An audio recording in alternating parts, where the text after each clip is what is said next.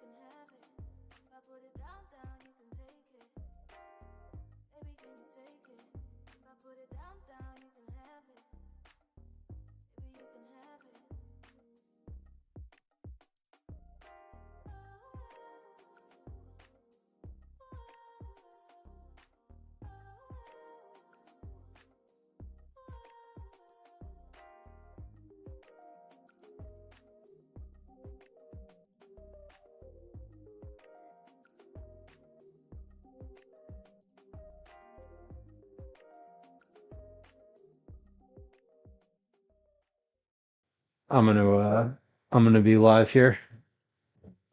Okay. We're gonna be coming. You're gonna be okay. Okay. Well, I'm just gonna stop. I'm just gonna be live, and you can just uh, mess around, do whatever you want here. Okay. Hello. Welcome in. There is still stuff in there. Just leave that on the counter because the compost bin is drying out. Uh, Yeah. oh wait. Oh wait, it's not even halfway full. It's not okay. Hello. Whoa. Where did everything go? I bumped something. Okay. Hold on. Let me scroll back up and we're gonna say hi. Trindrella, welcome in. Sofluff, welcome in. Hello. Good day. Good day. Shanna, hello. No. No. There's not. Fudge Darling, hello, welcome. Good afternoon. Good day. Mer Bakes. Mer, hello.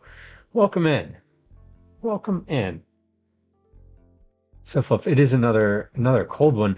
We had a little warmer day today. It was like, I don't know, like 11 or 12 Celsius here today. So it was actually, yeah, the high is high of 11. Calvin says the low is 0. So which is actually pretty warm compared to what we've been getting. Yes. Shane, you got snow overnight. Nice. Did you go sledding? Did you go sledding / was the bus on time? Woma, welcome in. Good day. Good day, Jordy. Hello. Good afternoon. Zach, hello. Nice to see you. Welcome. Welcome. Happy Monday. I think it's Monday. So Fluff, thank you for the shout out command. Jordy says, guys, I'm officially a homeowner.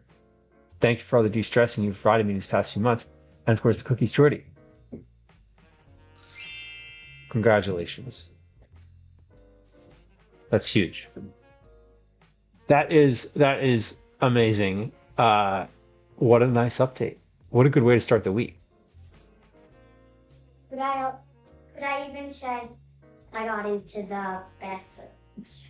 Oh yeah, because then they No. Yeah. Yeah. Correct. Correct. No more. Oh. Jordy, congratulations. Crawdall, welcome in. Good day. Good day. I really had the sound muted. I feel like I changed some stuff in my sound. I don't understand why my VOD track continues to have music on it. It shouldn't have music on it. I don't want music on it, but it does, and it's on every one. And like I don't even know. I like literally cannot figure it out. I'm really frustrated by it. I've tried multiple times. So fluffy. It was negative 38 Celsius this morning. That's not even a fathomable number. That's not a real number. It's Chapstick Queen says it's warmed up from 42 to 38. Those are negative numbers. That is intense. That's like a fake number. That's a fake number. Yes, I believe so. Ask your mother. It might still be in your hamper. I don't know. She was doing all the laundry, so I don't know. Okay. Boris, welcome. Hello. Master Splits, hello. Open face soup sandwich. No cheesesteak sandwich today, but you could definitely do that. I did. We're going to do cheesesteaks on Wednesday. Just like FYI, cheesesteak day is Wednesday. We're going to make Philly cheesesteaks. We're going to make Philly cheesesteaks. On Wednesday this week. I got all this stuff for them today. DJ Harley, welcome in. Hello. Hello. Hope you're doing well and awake. Alive, awake, alert, enthusiastic. Cyborg, hello. Welcome in. Fellas, good afternoon. Good afternoon. Serena says the music was super low. I just bumped the music a little bit. It looked low on my end. I'm also curious if the microphone sounds any different today than it usually does, because I had adjusted some things on this microphone when we were doing the testing stream, and I think I reset them back to the way they were. Whether or not that's the way I want it to be ultimately, I don't know. I don't know. I'm not sure, but we're at where we're at right now. The mic is what it is. Hopefully it sounds okay. Trinderella says my sound is weird. Sometimes it auto mutes. Sometimes I can hear background. Sometimes I can't. And I think it's Twitch. I know I will very frequently use a I'll very frequently have the scenario where I have to figure out how to turn sound on or off, depending on what I want in that moment, because there's like the computer, there's the computer level, there's like the browser somehow has volume, and then I also have a plugin that you can mute individual tabs. So I feel you. I feel you. Korean corn dogs? We've definitely talked about those before. Ice cream, like banana ice cream. Have I made banana ice cream on stream before? I feel like I could make banana ice cream. That would be an easy one. Do I even have the stuff? Pause. My brain's just like, stop cutting. You didn't want to do that anyway. Derail. Okay, let's do it. Do I even have bananas in here for that? You know what? I even do. I totally do.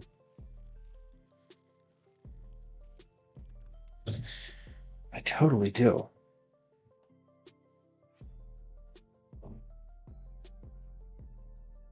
Calvin, would you eat some banana whip for a snack after dinner tonight if I made some? That would be great. I was very excited. Yeah. Okay. Okay. I was just thinking I didn't buy ice cream in the store too. I feel guilty about it. Oh, the top menu needs an update, Shanna. Yes, it does. Thank you. I didn't do that, did I? I didn't do that. There's like more stuff to update on OBS now. I need to automate some of this stuff. I've changed a bunch of stuff with like the startup process, and I need to go back and do a little bit more like automating of all those things, because a lot of stuff happens automatically, but no, some stuff doesn't. Megan, welcome in. Welcome in. I hear that when Americans visit Canada, it gets a bit warmer here, right?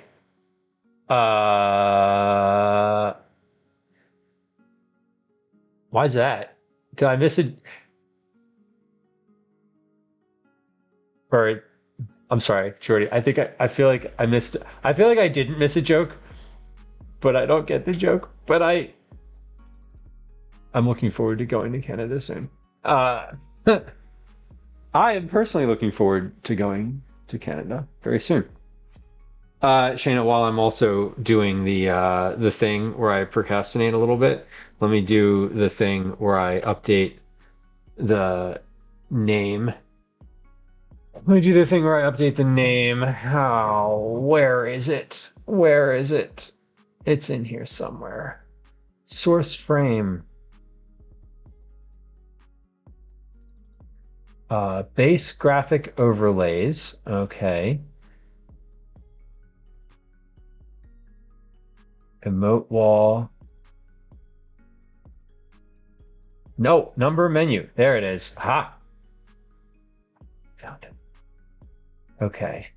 Let's see. What is this? This is not for 16. This is for 18. And we're doing...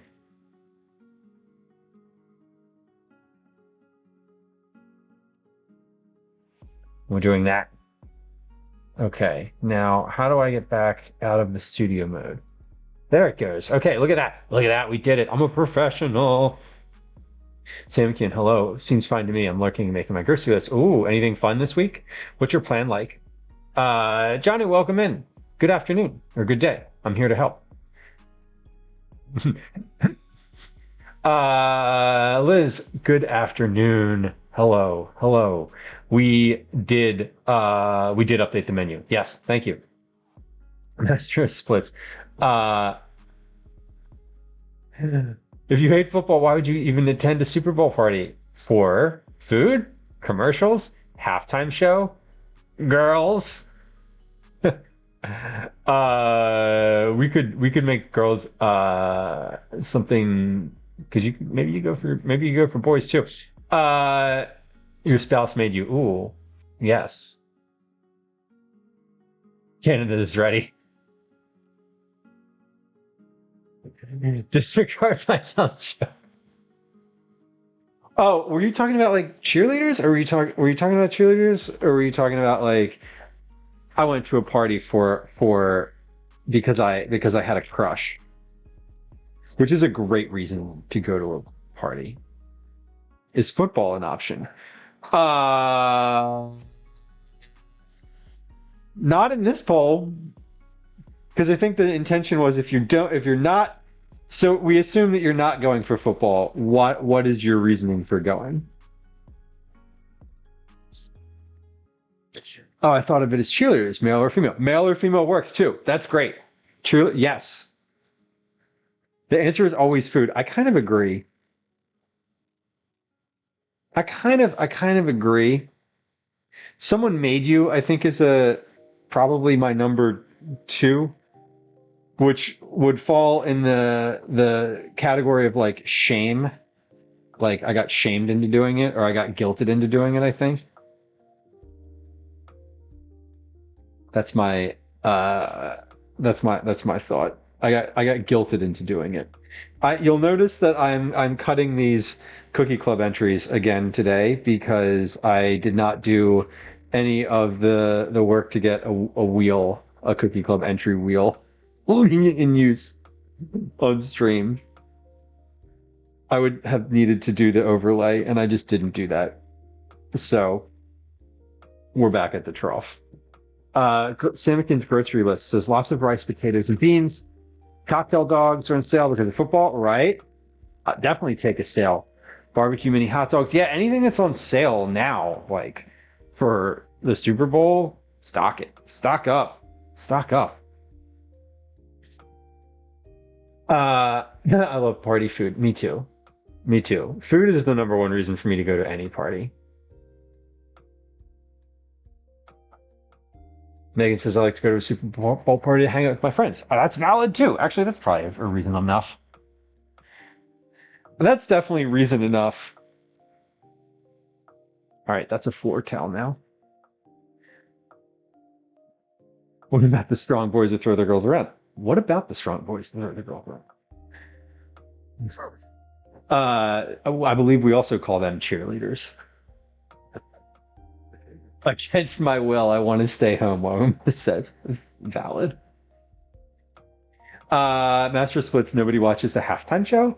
I am aware that there's a halftime show. I think the halftime show is probably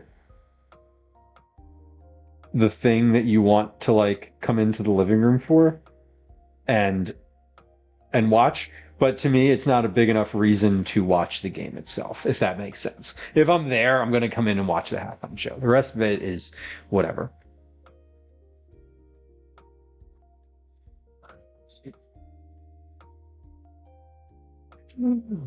Jordy, yeah. I mean, date, food. Party, food. Movie, food. Family gathering, food. Sad, food. Yes. Happy, food. Mm-hmm. Mad, food. Funeral, food. Yes, definitely. Wedding, bored, food. Yeah, I agree with all that. I think that I if I would say that if the party is stated, if the host has been like, we're gonna have some good food, you should get here, I think that that's reason enough to go. I would go. Like if someone invited me to a Super Bowl party and that was their reasoning, I would probably say yes. Because I like a party. I like the social aspect of it. You get there early, you socialize a little bit, and there's always people there's always people at parties like that also don't have a large a large stake in the situation, or that don't care as much, you know? Like you'll always find friends, I think is my point. Megan says, we might be hosting a Super Bowl party so my friends can bring a new puppy. That would be generous of you. The puppy bowl, also very fun. Kind of like that. A new puppy would be a great reason to also to attend a party. Like, hey, my friends are going to bring their puppy. Great. Me and the dog can play. A cooking stream, Master of Splits. We're getting there. What if they lied? Then they're not friends anymore. Then they don't get to be friends anymore. Then they don't get on the list to be invited to the things that people get invited to. I don't know. I don't host very often, so that would not actually be much of a consequence when it comes right down to it. I am, by the way, cutting the Cookie Club entries. If you've never been here for this aspect of stream, this is how the entries get into the bowl. I am not going to roll them, though. We're not going to do the chopstick roll. We're just going to do the flat entries and mix those around. So I'm evolving. We're getting shorter and better. Maybe in the next month or 2 months, we'll do one of those little spinny wheels where it's just like over here and it can just be like. Why would people tune into a cooking stream? The food. Which comes at the end, to be fair, and you don't get to eat it. So my answer to your question is I don't really know. Fruit is winning though, the poll. Fruit has won. Is it over? It's over. Yes. Poll completed. Fruit won by not a small margin. Is anyone doing any Super Bowl-y things? I'm not making anything super special for myself for this particular game. I think we're probably just gonna have I don't know. I might order we might order pizza or do wings or something easy. I am going to make on stream on Wednesday for dinner though. Normal Wednesday stream, normal dinner time. We're going to be doing cheesesteaks. Because I said if the Eagles make the Super Bowl, I will make cheesesteaks. And they did. And so I am. Because I am a person of promise. Or wait, no, I'm a person who keeps promises. Maybe I'm also a person of promise, but I don't know. At this point, who's to say? It's been a little bit of a life so far, so maybe. Who am I talking to? I'm talking to chat. I'm talking to myself. I don't know. What the fuck? What? Thank you, Jordy. Liz says I'm on a kimchi kick and had some with eggs for breakfast and now with fried rice for lunch and early dinner. That's amazing. And kimchi is delicious and also really like good for you. That's a good kick to be on. It's better than me. It's better than the I'm eating snacks out of the refrigerator at 1 a.m. again kick. Which, you know, is also a kick that one could be on. I'm not currently. I'm trying. I'm trying to avoid that. Master Split says most of the time I don't like the streamer anyway. Well, you know, here we are. One day I'll visit and eat a cheesesteak. Never had. I would suggest other sandwiches as well. If you have but one sandwich in Philadelphia, feel free to make it a cheesesteak. But if you have two, might I suggest other options, specifically John's roast pork in South Philly. That's the one. We like that one. It's a good one. Welcome to our TED Talk. Yes. Who are you talking to? All of my friends in the box. Right. Yeah. I'm talking to chat. Switch dominant hand. Cyborg. Can I do this with scissors? You're evil. That is evil. That is evil. I don't think these work left-handed. Not in Getty. Welcome in. God. Oh, they do work left-handed. Great. So you just want this to take that much longer? Okay. We're getting there. Wow, these work really well left-handed, though. I wonder if these are left-handed. I wonder if these are like ambidextrous scissors. To be fair to the cooking today, today's a really easy dinner, and so there's not a ton of like cooking. Today's dinner is a new recipe that I'm working on that I made in July of last year. It's basically, Calvin said it was a soup sandwich. But it's basically toasted or grilled sourdough with a mix of like beans and diced tomatoes and kale on the top that have been sort of reduced together. And then you put that in the oven and you put Gouda cheese on top of it, and it kind of like contains everything.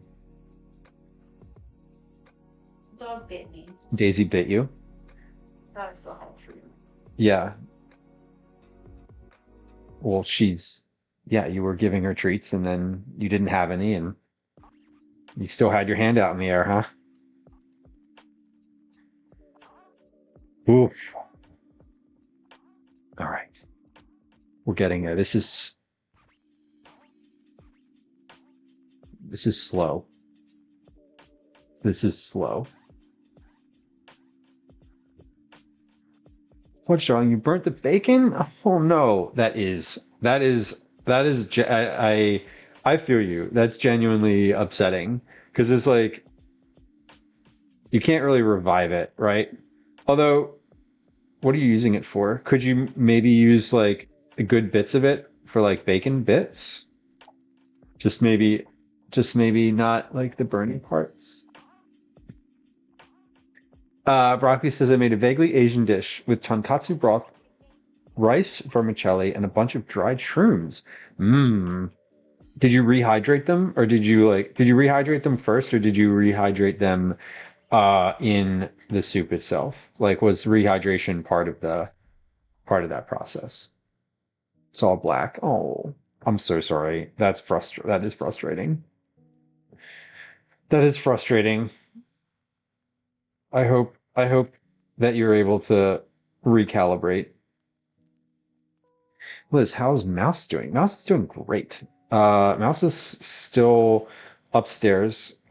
She's not integrating with Daisy. We're not that's not happening at the moment, or that's like very intentionally not happening. She's not going to integrate with Daisy either. She's going to remain in a room upstairs. So she's doing great. She's a little more friendly than initially.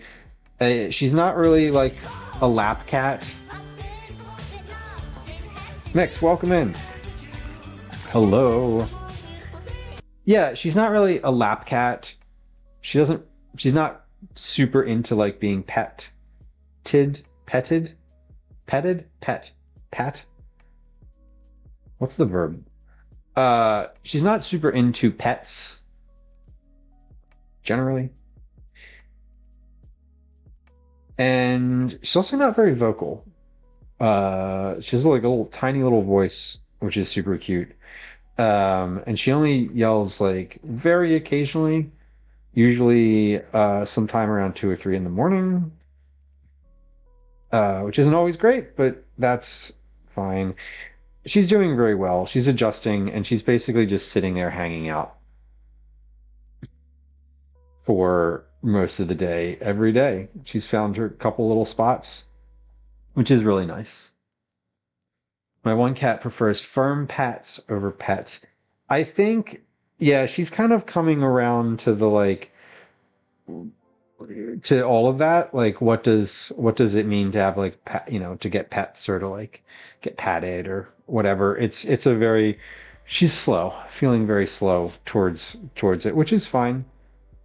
The purpose of the this foster that they told Gwen was that they wanted her to just get more used to people and humans.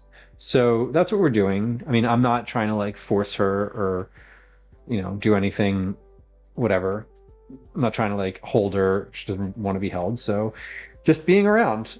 When I go through the room, I talk to her, say hi, let her sniff my hand, kind of give her a little pat or two. She's doing great. If in case you're like, Lou, did you get a cat? We got a foster cat. We have a new foster last week who's going to be with us until the 10th of February. She's about 2 years old, and she is not available. She is already spoken for. We'll be going to the Massachusetts SPCA, where they have a home for her. Okay. We're almost done this left-handed business here. Broccoli says, of our 3 cats, the only one that will camp out on my lap is also the only one who will not sleep with us on the bed at night. That's interesting. Maybe they get all their attention during the day and then just want to be left alone at night, which like that seems reasonable. Jordy, we are fancy today. That is true, Mix. Yeah, we're fancy. This bowl literally only gets used for Cookie Club entries. I don't have any other. I have not used this bowl for literally anything else ever. We had a lot of entries in January, y'all. There was a bunch. I don't know where they all came from. Well, a lot of them came from clips. We had quite a few folks do clips this month, which was great, or last month, which was great. I changed the threshold for entry, so if you create a clip, that's an entry.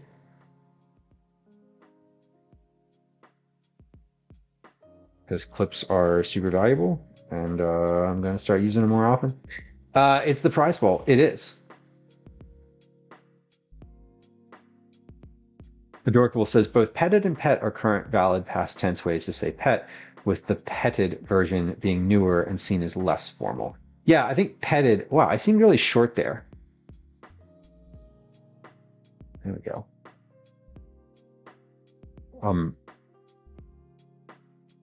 standing very wide-legged. Okay, we did it.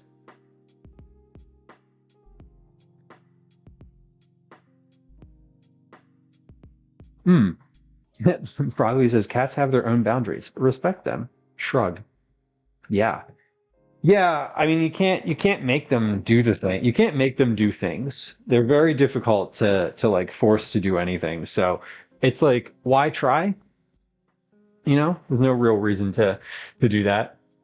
You look like a kid with the counter to your chest when I stand like this.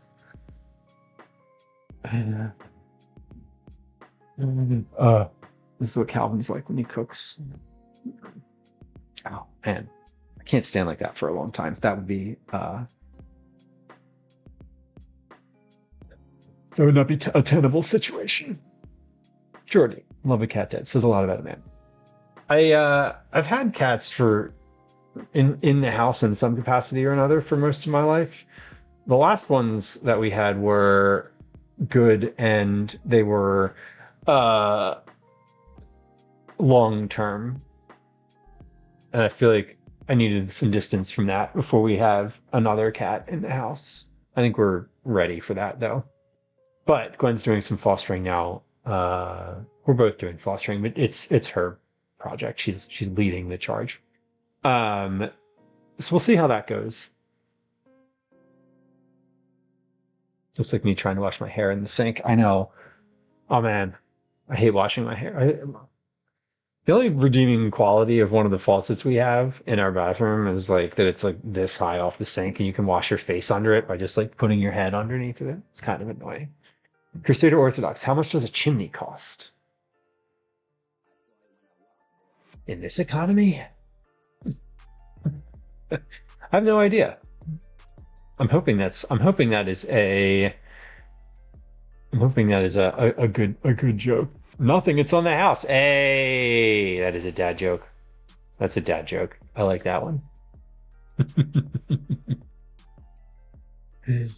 Just wait until Calvin is 6 feet. He's not going to be 6 feet tall. He's not going to be 6 feet tall. There's almost no chance. I don't want to say there's no chance, but like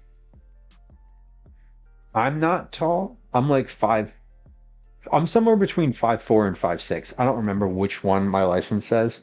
It doesn't really matter. But Gwen is shorter than I am by an inch, a couple inches, and Calvin's obviously shorter than I am. But he doesn't have much of a chance. We're both short people. Jordy's the only thing I can't stand about cats is doing the litter. I'm with you on that. I'm with you on the litter. It's not the best. It's not the most ideal thing. It does have to get done though. Have you seen those little rings that they train the I always see them in airplane magazines. They train cat, you can use them to train your cat, to use the bathroom in like a toilet sense. Far out. Seems amazing. Seems like something we should all be doing.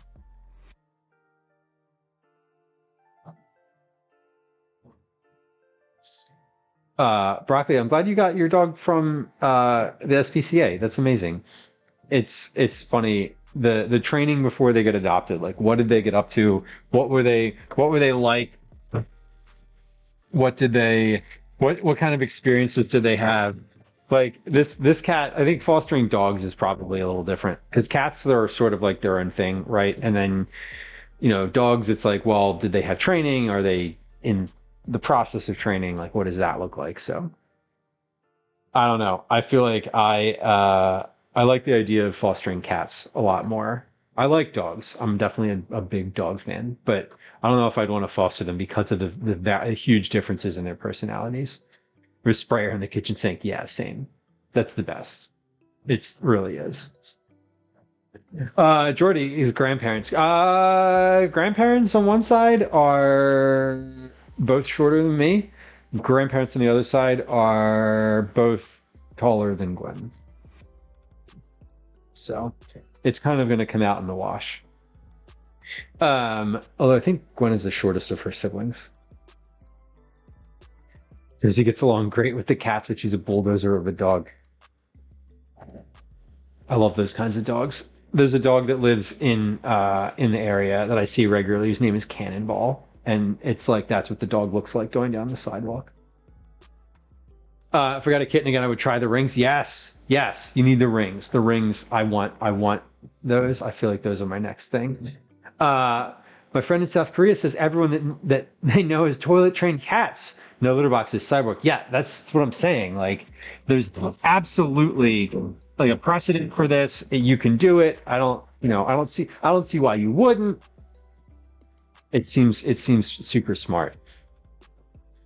Blue-eyed nerd says, well, toilet training cats sounds useful. I'd rather not share the toilet with my cats. That's fair, because you know that they would just sit there and read the New Yorker, and you're just like, let me the fuck in the bathroom. That's how cats are. I don't know why I said the New Yorker. Why did I say the New Yorker? Where was that association from? I think it's probably from all the cartoons that they have in there and how they send up cats, etc. Mix can't stand changing litter either. Can't toilet train because you have to keep the lid down so the dogs don't drop toys in the loo. Fair. Yeah, they can't. Can you train them to flush it too? That would be fun. If they're in the position of perching on the toilet seat isn't healthy for the cat. So, it's leaning over to scoop litter every day is not healthy for the human either. The litter was my job at home for 20 years, and I'm over it. Nick says, we got away from litter for a long time. Litter has returned to the house, and I'm not feeling it. I'm not feeling the litter, and I'm not feeling the return to the fur. We've had both. Both have returned to my house now, and it's annoying. It's fine. The cat is fine. I like the cat. But cat fur all over my clothes again. Moby, hello. Yeah, dogs need more activity. That's true. Fostering a dog, I think you have to do a little bit more active work. Yeah, and yes, especially living in an apartment. That makes sense. Your dad was 6'7"? That's tall. Is that a Twitch pillow? Yes, it is. There's two. One's a Dino Dance. One is the Twitch T. Cats from anywhere from 9 to 23 years. Yeah, 17 and 21. Our old cats were 17 and 18, I believe, when they passed. It's like a welcome in. Cats definitely read the New Yorker. That was like my thought. I'm like, they're just sitting there with their little spectacles, reading the New Yorker, being mad that you need the bathroom. Fucking cats.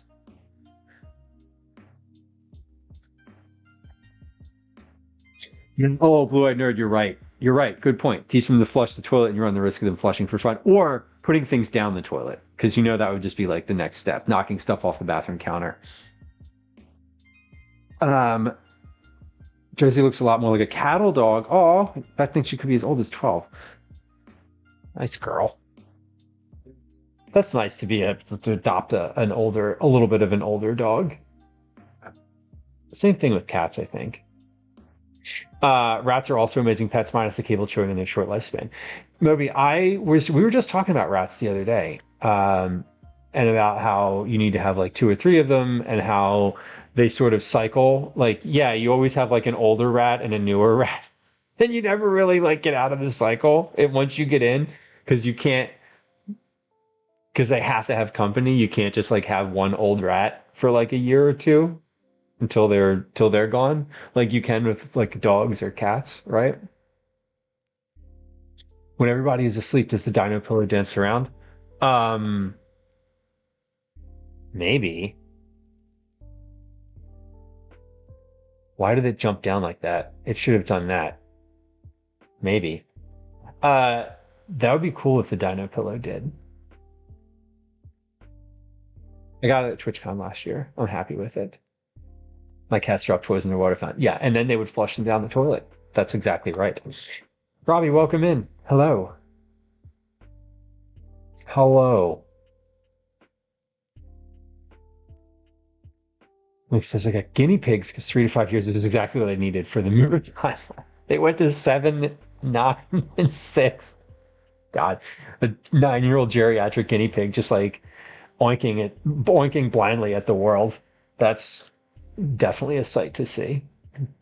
Angry Rook, welcome in. Here's what we're making today. So I have this new recipe that I want. It's not new. I have a recipe that I made, like I said, in July. Made it in July. Let me actually see. Can I find it on... I was going to link to it. But I don't think I can find it. Whoa, whoa, whoa, whoa. My computer's like going wild. Let's see. I made it back in July of last year.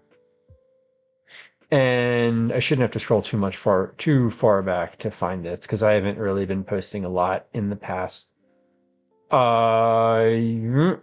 year or so of Instagram. So it was a mix of things. I remember when I made it, it was basically a can. I was just like, here's some stuff out of a can. So it's a base of toasted sourdough. So toasted sourdough. Toasted in the oven. So basically you brush it with olive oil. Here we go. I found it. If you want to see a picture of what I made last time, there's a link in chat to it, to the exact Instagram post. Okay. So that is, there you go. There it's in chat. And hold on. I should have put that in this chat too. Wait. There you go, YouTube. Okay. Sourdough bread. And then it's just canned beans, diced tomatoes. Cook that down a little bit. Whole can of tomatoes, cook with the beans in it, but save the bean water. So like drain the beans, save the water in case it's too thick and you need to add a little water to it. While that's starting to cook, you slice the kale and to ribbons, and then put that in with the beans and tomatoes. Stew that kind of together for a little bit. Stir it up, and then you take it and you put it on top of the toasted sourdough on a sheet pan in the oven with Gouda over top of it. You let that be in the oven for like 5 minutes, melt the cheese, and then you broil it to put a layer of like crisp cheese on top, and that's it. And you eat it. You either pick it up and eat it with your hands or you eat it with a fork. So I just want to I'm going to weigh some things today. I'm going to make sure I write down exactly what I have. That way I know, because this is a recipe that I'm working on for publication. So it's just like one of those 5-ingredient recipe type things. So I want to make sure I have the right amounts of what I'm actually using. Broccoli says, most of our cats over the past 40 years, multiple cats at a time, have made it past 17. So not bad. 17 is about average. I think my cat, when I was a kid, made it to like 20. Something like that. My cat, when we adopted when I was a child, was, I was like, I don't even know, 3, 4 years old. And he lived until after I was in college. So what are we doing? I'm actually going to write down the things that I have today so that I know. This is cannellini.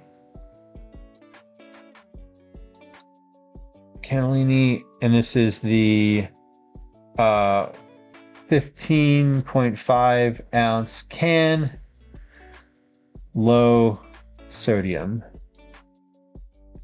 So that I have two options.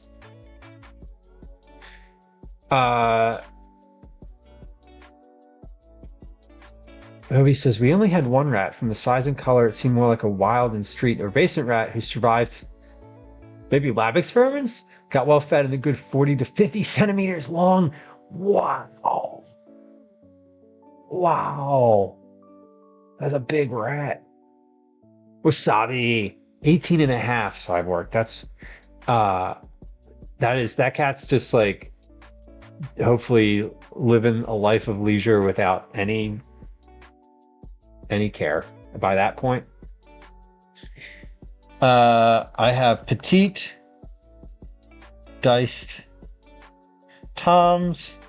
This is a 14.5 ounce can, and this is regular sodium. A rodent of unusual size. A man of certain distinction. That does sound like an unusually sized rodent. That's huge. Alright, nothing special about these two cans. I gotta write down the missing ingredients too. Yes. Seafood sandwich cake? Hell yeah. That sounds fun. You're cooking for a birthday? Happy 85th grandma. That's amazing. Happy 85th birthday, grandma. This is my 85th grandmother. Grandpa just can't settle. Guess it'd be step grandmother.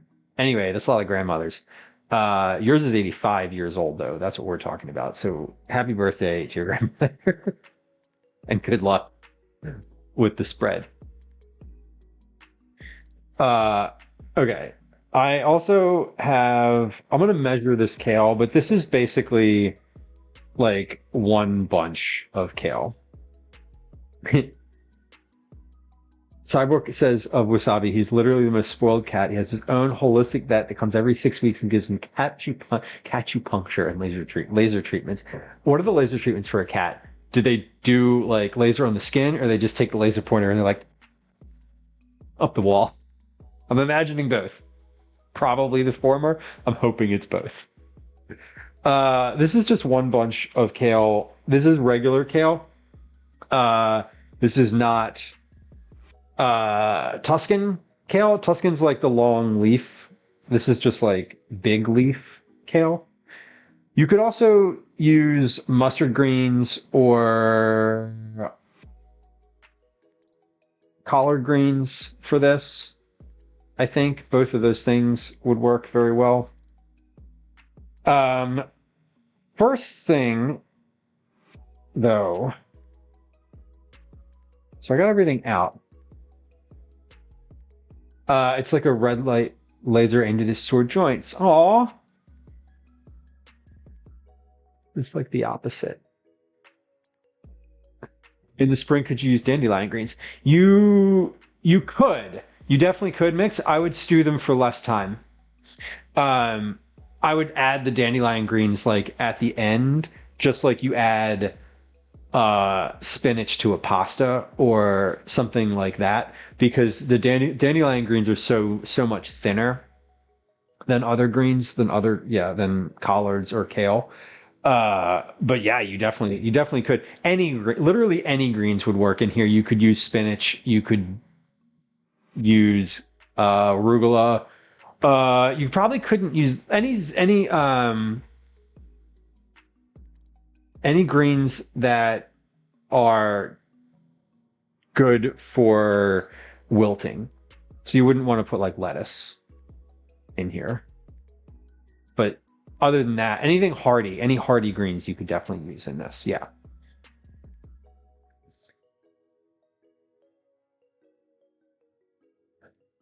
Oh, Moby. That's so sweet.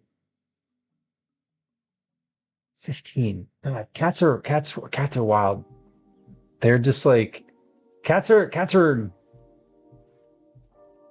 like the right cats get to be the right age, if that makes sense. I feel like the arc of the cat life cycle in my life, I've experienced that a couple times now, and I feel like it's sort of the right arc. like birds, turtles, those types of things like scare me to adopt. Broccoli says I'd add dandelion leaves at the end like baby bok choy. Yeah, and you could use baby bok choy, but you could also add that at the very end. Okay. Here's what we have.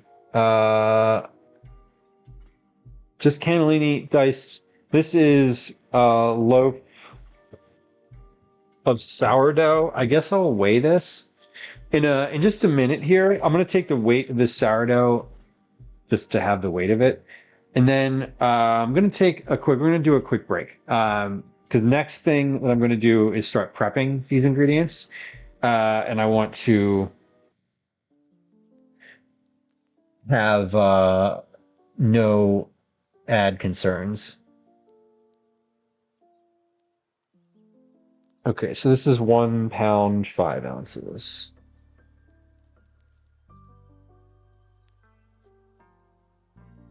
And I want to call for this unsliced because I want the first step in this recipe to slice this. Because if you use toast-sized slices from a bag of like sourdough, like you're buying a loaf of bread, pre-sliced loaf of bread, you know, that thickness, that's going to be too thin.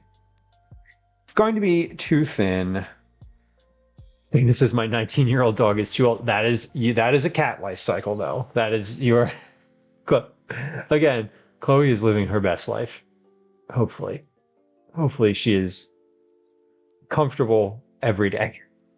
I believe that she is. The great Scarlet Macaw, right, can live up to 75 or 90. Oh God, I know. Like I had the thought recently that I was too old for adopting a bird or a tortoise of any kind. She likes the CBD, Shayna. Hell yeah. I gave Daisy recently. I gave Daisy 2 of the doses of CBD, and she was feeling good. She was feeling great. She was feeling sleepy, I think, specifically. I know that they work great.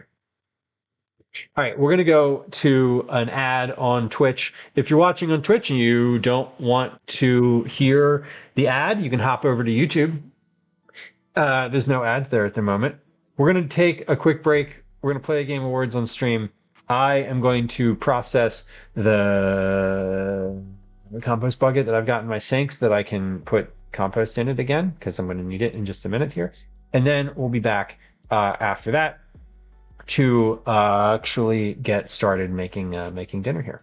All right, here we go. Here comes words on stream. Here comes a 3-minute ad. We'll be right back. Okay, here it comes. BRB. Okay, bye. Hi, welcome to another edition of Commercials I Hate. Yeah, okay, great. Great. Okay, wait, what did I say I was going to do? I said I was going to process this compost bucket. Do that first, Lou. Don't do anything else. We immediately started doing something else. Do the one thing you said you needed to do, and then you can do the other things if there's time. Okay, but what about no? Do the one thing you said you were going to do, and then you can do the other things if there's time. But those things feel more important, brain. Sometimes they're not, though.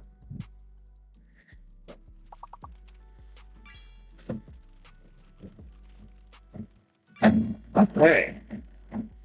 Compost bucket achieved. Now, some nutshells from earlier that go in there. Some dates I found in the back of my cabinet that are solid as little tiny rocks.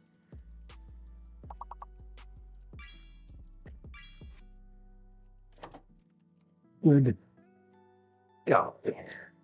Okay, Calvin had a few things left in his lunchbox today. Some carrots and some pretzels. Cheddar pretzels. Nothing crazy. We got 2 more words going here, y'all. 2 more 5-letter words. 1 more 5-letter word. 1 more 5-letter word. Congratulations. Congratulations. Excellent. Y'all did great. I have a good one. I have a really good one. I'm impressed. First one of the day, too. That one's usually the tough one.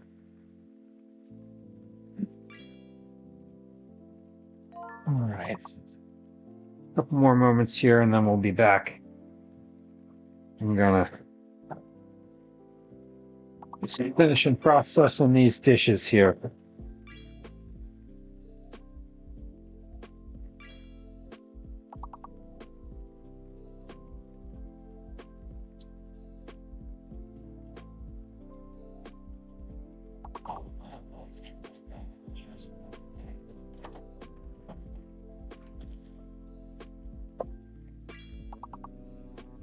We did it. We did it. I did finish the dishes. All right. If you were experiencing an ad break on Twitch, welcome back. Thank you for your patience. I appreciate it. Nobody likes ads. I don't like ads. You definitely don't like ads. Twitch likes them, though, and they mandate that we run them. So we do. That's how it works. We're going to finish this game. Got words on stream going.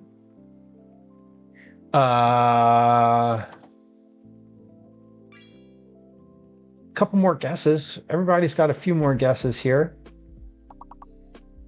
Lots of 4-letter words still on the board. Lots of 4-letter words. I want to say nauseated.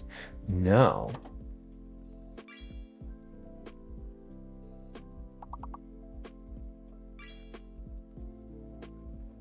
Feral Terminator, welcome in. Good afternoon. Afternoon to you.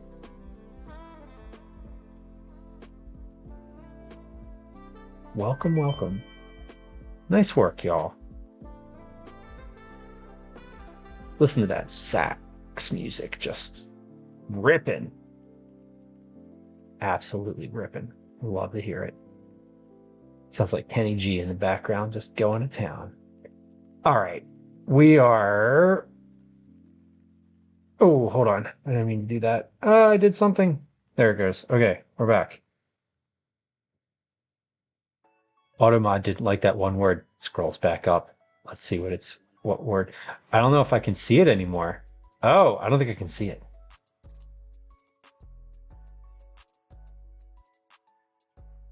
I didn't even see it. It took nude.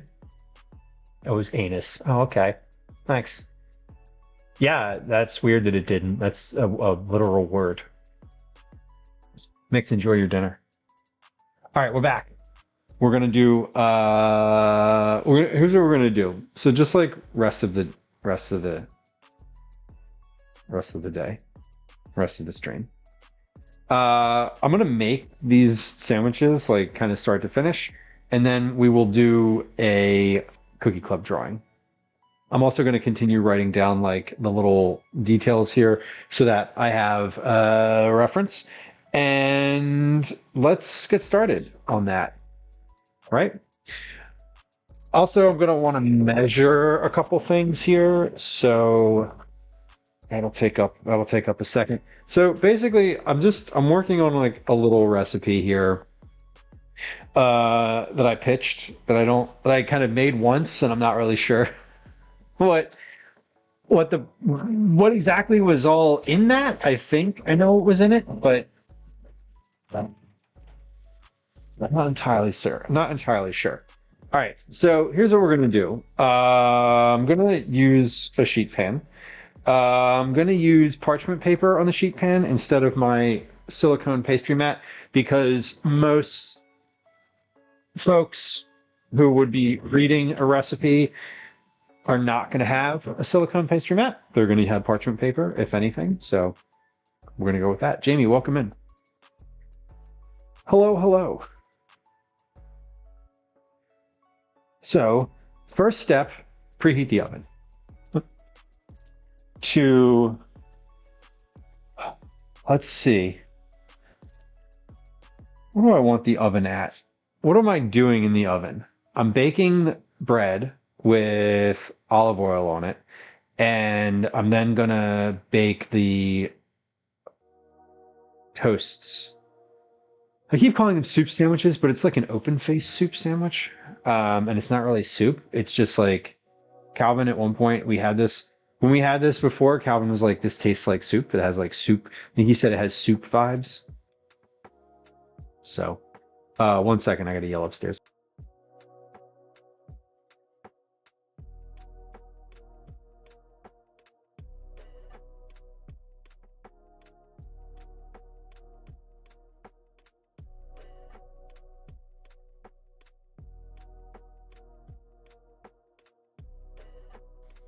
All right, back. Had to yell. I was just making sure the trains are running on time. The conductor was just needing to check in with the staff. All right. I'm making sourdough and I'm melting cheese. It's literally, that's it.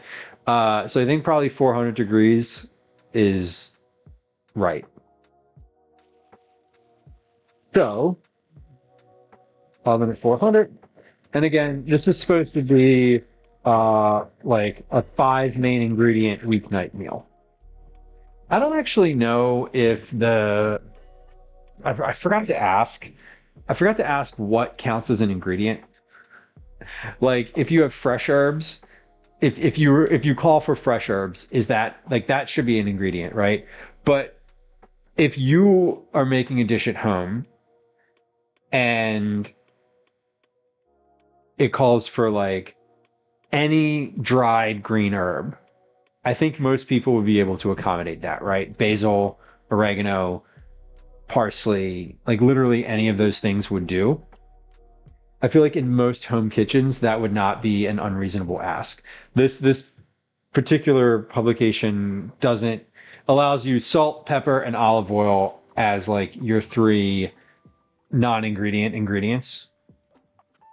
So I'm gonna use salt, pepper, and olive oil. We're gonna season it to the way that I like it there. I'm gonna add some other herbs and stuff from the pantry into it, and then ask if that's okay.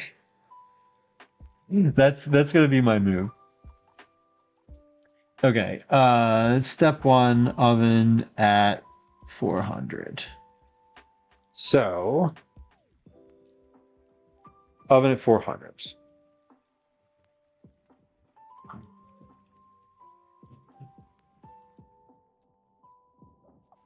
Then I want to cut the bread.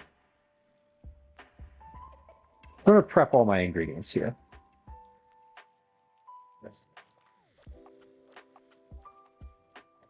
I want to cut the bread. How thick do I want the bread? I think I want the bread to be, where are my inches on here? I want the bread to be about 1 inch thick.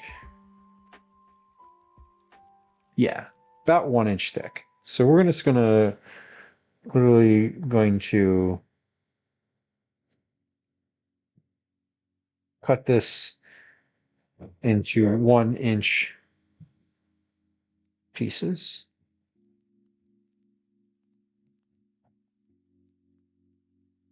Yeah, that seems about right.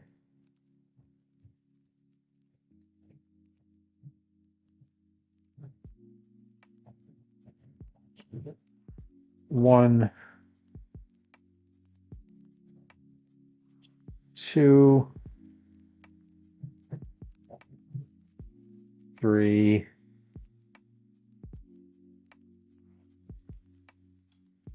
So we're making some big, like, thick chunks.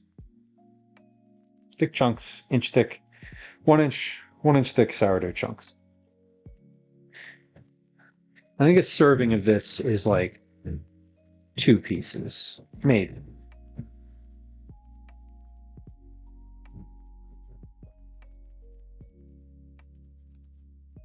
Let's get the second half of this done.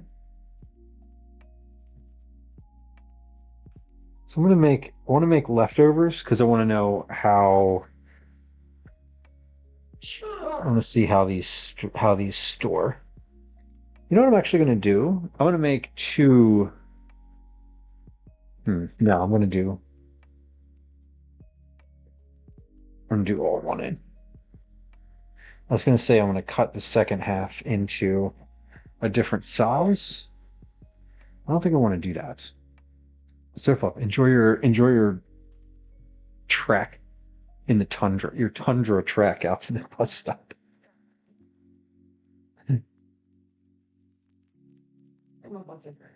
Okay.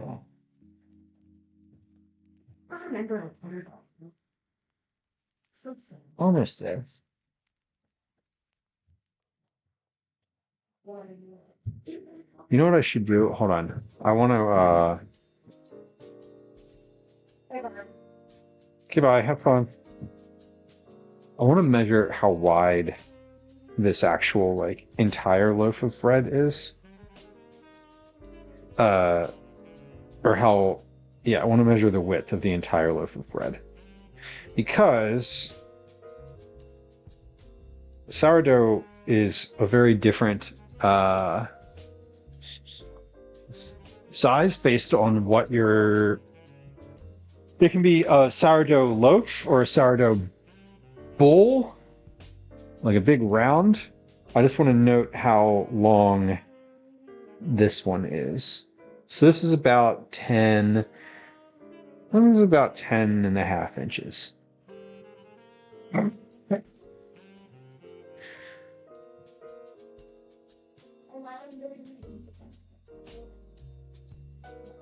And what I want to do is cut these.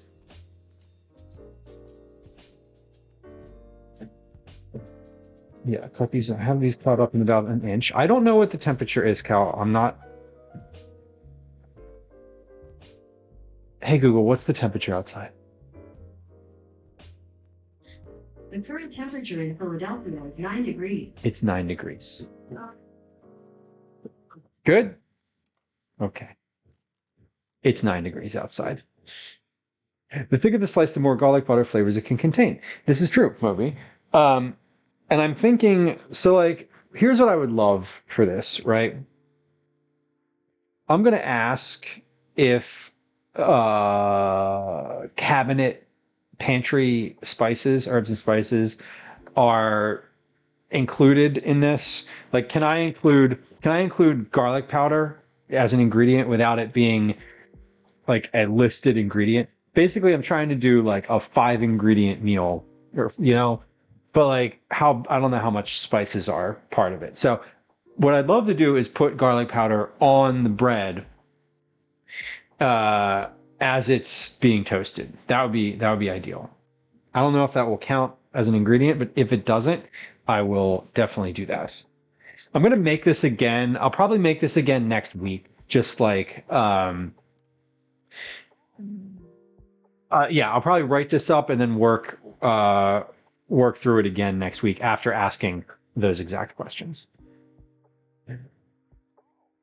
Feral Terminator, the day's been great. My day actually, ultimately, it was really frustrating during the day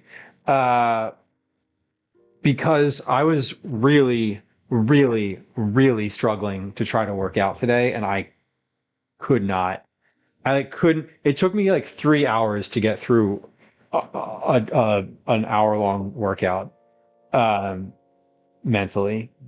So I struggled a lot this morning trying to like motivate myself.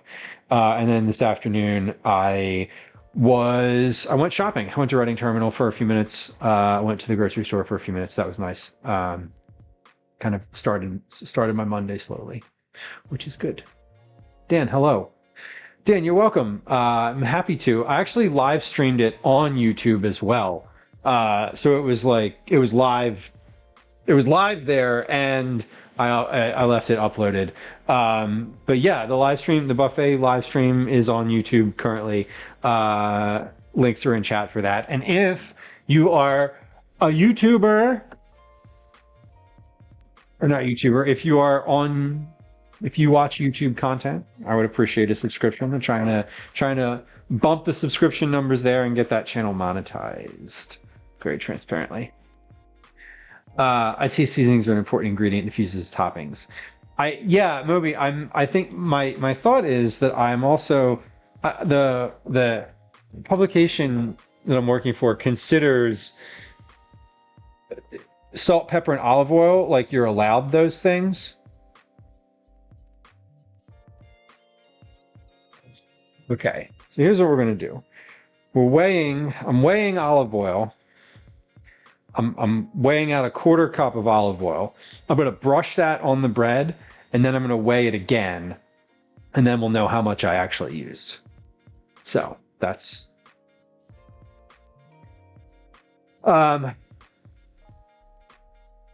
yeah, Moby, I think seasoning the bread, obviously, yeah, the bread, but I mean, I didn't make the breads. So that is,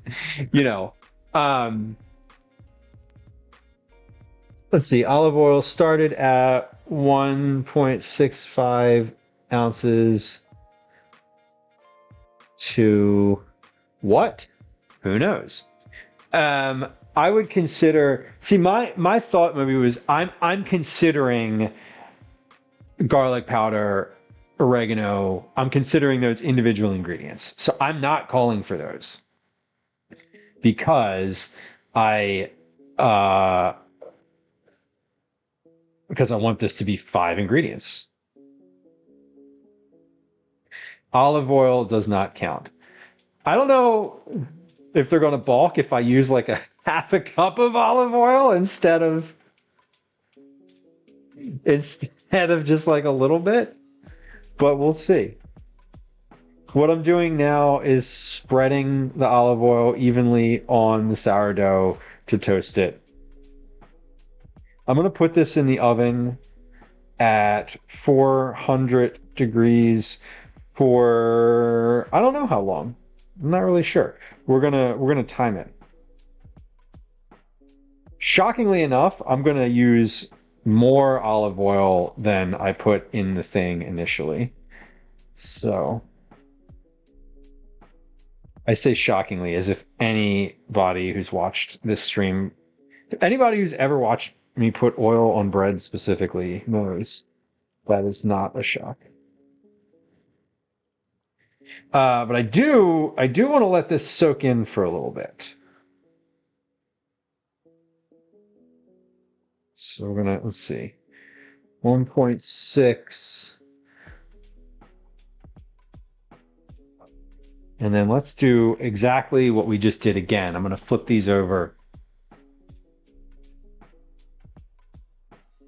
Yeah, I'm gonna flip these over. Hope they enjoyed their cheese balls. This is what's left of the cheese balls. This is what's left. Not that much, but enough, plenty. That's quite a bit, I think. Seems like a lot to me. Okay, let's do another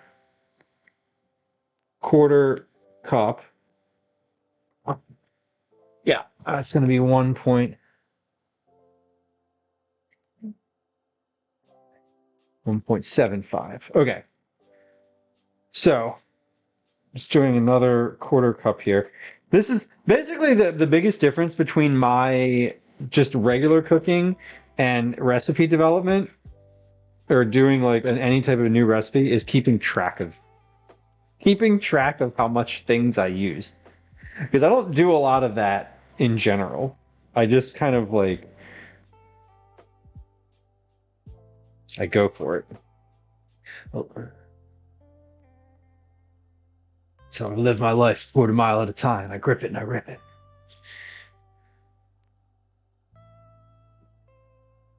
Boris says, Moby says, I measure most of my seasonings by the eye. Yeah, I do too.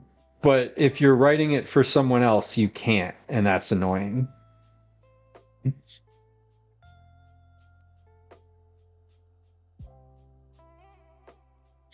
If you're writing it and you want it to be replicated, in a way where someone can get the expected result, you do have to write down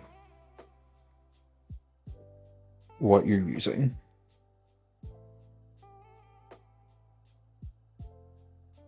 Kind of annoying, not gonna lie. All right, so we're good. I've made all my bread nice and oily here. Nice and oily. Now I'm not going to do any type of seasonings or salt or anything of that on this bread. We're just gonna have it. It's just going to be oil.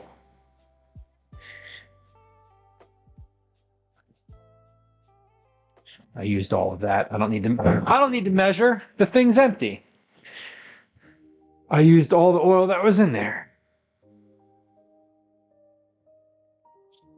Broccoli says the only sharp kitchen implement I do not own but could use is a meat cleaver. I could think of some uses for a meat cleaver. Cleaving meat, primary among them.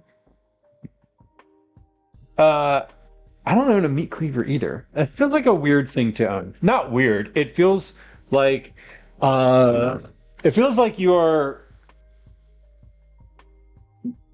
It would be a thing that was like you would know that you needed it. I don't think I've ever thought to myself, I need a meat cleaver for this situation.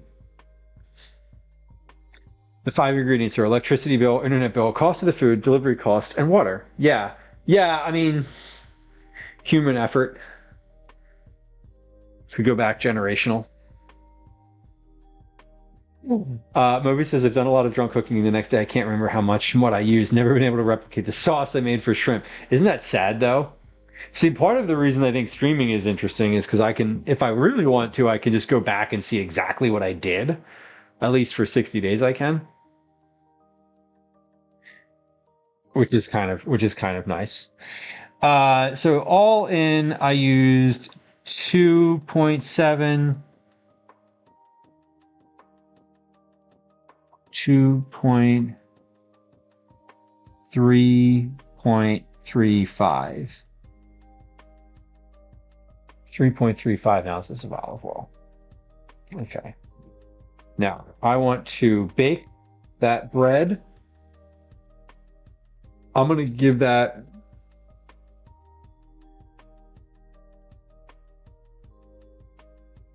I'm going to give that 10 minutes in the oven.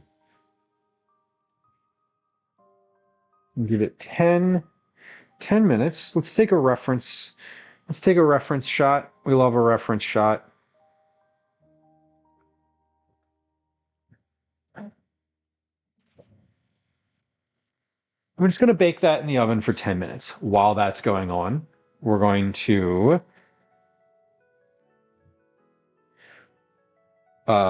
wait, no. Start.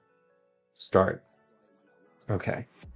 Bread sliced at 1 inch. Olive oil brush both sides. Okay, oven 10 minutes. I want a sheet pan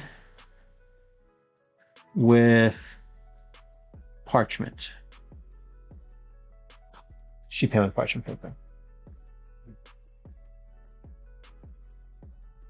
Off-stream cooking, RIP the recipe. Moby, I feel that for sure. I've made plenty of stuff where I'm like, man, I wish I could do that again, but I can't.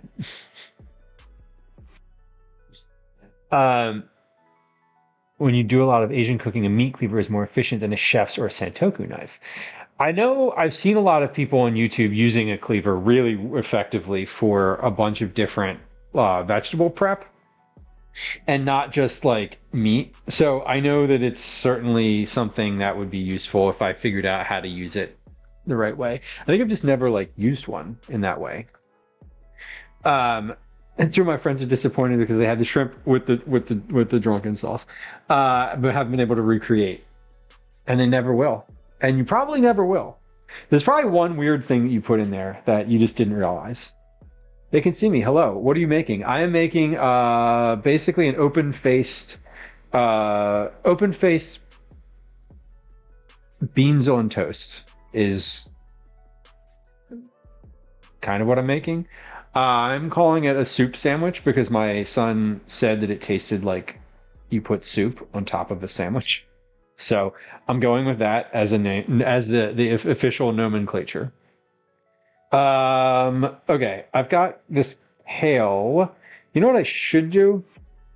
Here's what I should do. No, I'm gonna slice that kale up because that is a prep thing that I can do. Just tossing bowls around down here. Don't mind me. That's probably enough space for the kale. I hope.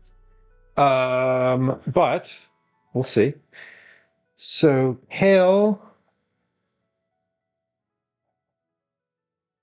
is one bunch. I don't really have a better terminology for that.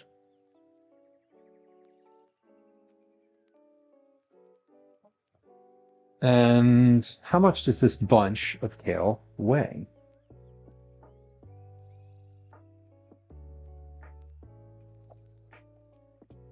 Wait, I don't know if I'm going to use all of it. This bunch of kale weighs 9.9 ounces. And then we'll weigh it after we cut it so I can give like one bunch of kale, 9.9 ounces, whatever. Give all the numbers and they can decide which one they want. Biffliff, welcome back. I'm glad you survived. Very cold on the face. It'd be very cold on any other parts of your skin that you decided to expose too, I can imagine. I'm always shocked when the moisture on your eyeballs doesn't freeze. That film of moisture in your eyes, how does that not freeze? Kind of a mystery. I bet it does if you get cold enough. I'm sure it does if you get cold enough. All right, I want to slice this kale. So what do I want to do? How am I describing this? I want to trim and discard the center stem and slice the leaves into ribbons. Something like that. Kale. Trim and discard stems. So the goal of what I'm doing with this is to make a thick enough scenario that it can stay on top of a piece of bread. That's the goal. Ace, welcome. The Dorkable says your eyeballs would have to be nearly freezing for that to happen. Definitely at the point where your eyelids are in serious danger of frostbite. But is that? But what temperature outside are we talking about here? Because if we're in the negative 40s Celsius, is that cold enough? Ace, hello. What's a John? John is any person, place, or thing. There's a definition in chat. Thank you. A reference to a person, place, thing, or event to which someone need not or cannot give a specific name. Here's an example. Gwen says, I'm going to the corner store. And I say, can you get me a bag of Fritos? And she says, sure. And she walks back in the door. And I say, hey, did you get that, John? Proper use of the word John. Or oh man, I wanted to recommend this book for you, but I can't remember. I can't remember the name of it. What's the name of that, John? Shit. who's the name of the John that wrote that? Oh, I don't remember what John I saw it at, but it was brand new when I saw it. Like all proper usages of the word just there. So, for what it's worth. Can see me. Hello. Your acting is on point. Thank you. We are making a recipe today. So one of the things that I do for money in life, among others, is writing recipes. And this one is a super easy, like 5-ingredient weeknight thing. So I'm writing down some details of what I'm doing and what I want to actually say as part of that. Like, how do I want to refer to things, that type of thing. So I'm working through tracking what I would normally just not write down and just do. I would just put the bread in the oven. I wouldn't measure how thick the bread is and write that down. You know what I mean? So I'm taking steps to track my usual kitchen process so that I can write it up formally and get paid for it. So that's why I'm writing things down. Trinderella says talking about frostbite in my eyeballs makes me very uncomfortable. Yes. Same. Not gonna lie. All right. I'm slicing this into thin ribbons. I'm slicing the leaves crosswise into thin ribbons. Crosswise. That's important. I'm actually going to put this in a much larger bowl. And I'm going to salt it before I put it on into the pot.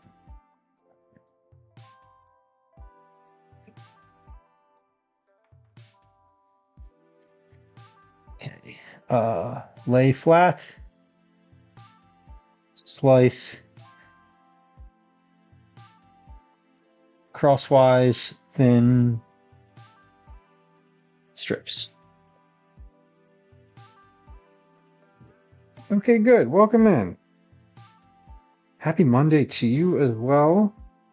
Hopefully you, the royal you, yes, you. If you just had the thought, who, me? Yes, you. Hopefully you are having a good Monday for what it can be.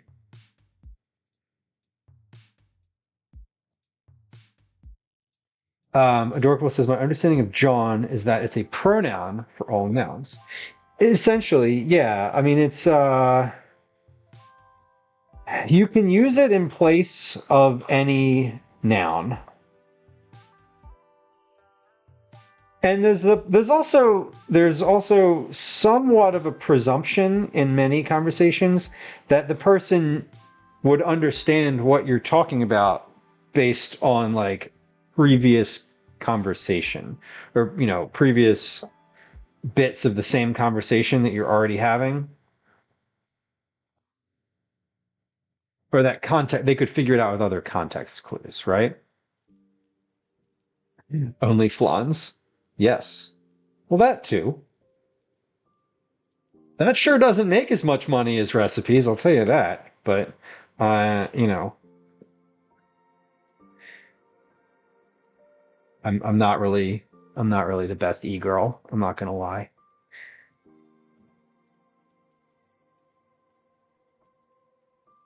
Okay, good says, I've been trying to transcribe family recipes from some of my older relatives, and it's been tough. They write nothing down. Yeah, or there's like, there's just all sorts of other, any type of like old recipe like that, you get so much institutional knowledge that's baked into it. Like someone might not even realize they're doing it.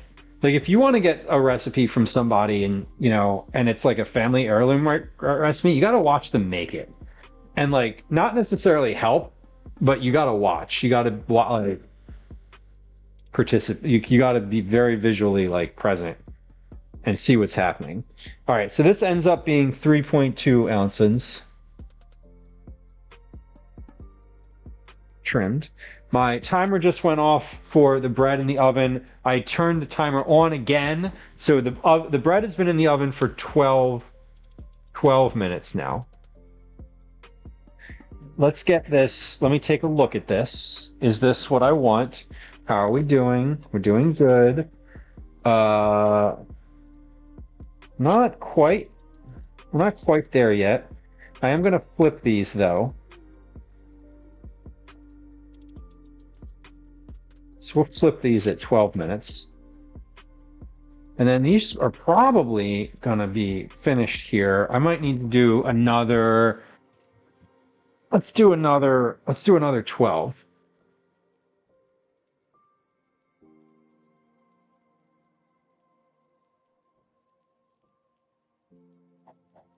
Okay, 10 plus 2 plus 12. Jane, welcome in. Nice to see you. Jane, I was thinking about your knife block again the other day. I know I've mentioned this to you before, but I'm still in the market for a magnetic knife block. I haven't gotten it yet. Got the Samsung S25 Ultra. That's a lot of phone. I think that's a lot of phone. That's the new one, right? Or is that a new one? Where was I at the other day with the Big Buffet and Grocery Store? That was in Lancaster County, Pennsylvania. The place is called Shady Maple Smorgasbord, Shady Maple Market. Both are the thing. And we were there. Yeah, we were there on Friday. It's in Pennsylvania. It's about an hour and a half outside of Philadelphia. About 45 minutes to an hour east of Harrisburg. About 25 minutes south of Lancaster. Triangulating. Hey, the buffet command works. It does. It still works. Yay. We're at the Shady Maple. We're not at the Shady Maple. We were at the Shady Maple. You know what I should do with that buffet command? I should just put the link to the YouTube video in it now. Okay, here's what we're going to do next. I'm going to start heating up the tomatoes and the beans and the kale.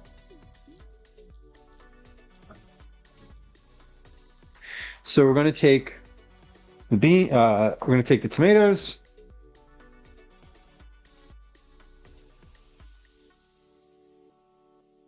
into a 2-quart medium saucepan.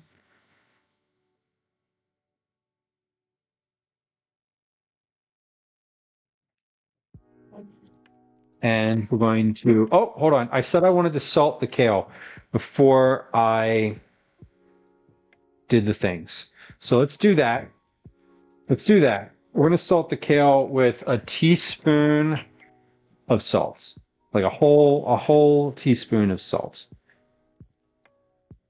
Did they have good food? It was, actually, yeah. I was yes, the food was good. I was also really impressed with their production. The kitchen was really cool. We're going to use a half a teaspoon of salt.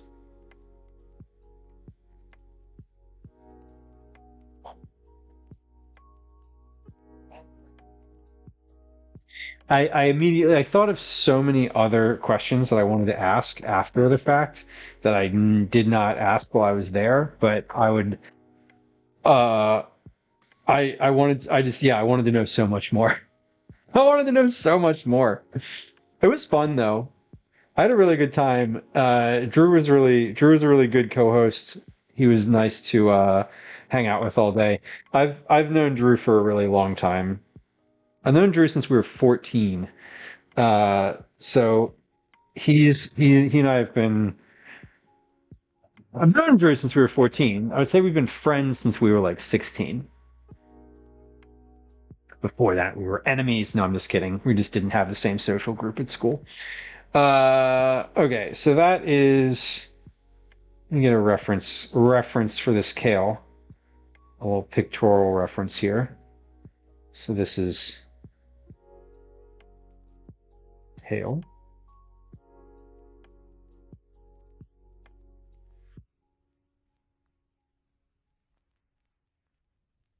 There we go. All right, so to this tomato situation, straight away, I'm going to add the other half a teaspoon of salt.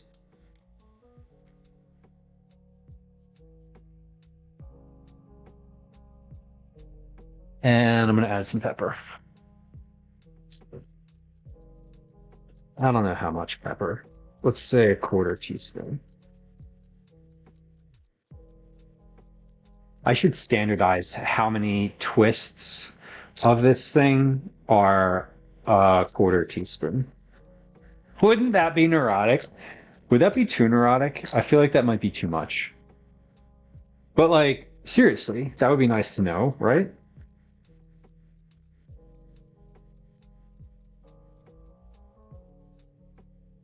Okay. Let's get this on the stove.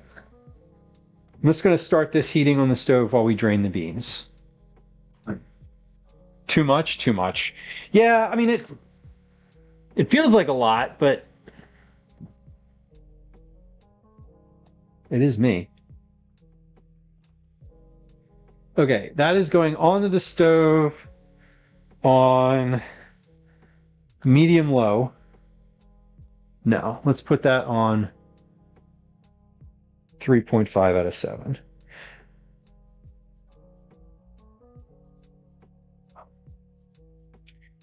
So 3.5 out of 7. Pep, we did a quarter teaspoon. So the thing is, you want to like tell people with a recipe that you like just like you just want to be like salt to taste, right? But you can't say that because then people won't salt it. Like if you don't literally say salt this, people won't. They won't do it. And then shit's bland. And you're like, why is my stuff bland? I'm like, well, because it's bland. Like, because you didn't put any salt on it. What do you mean? Why is this a question? We're draining the beans, but saving the liquid. Because if we need to make this any thicker, we need to add a little bit of liquid to it. I want to use this bean water so that we don't lose the flavor. Jane says, I love making kale with oil and salt because I can knead it in. I pretend I'm a huge cat. I know, right? You got to make biscuit balls into the kale.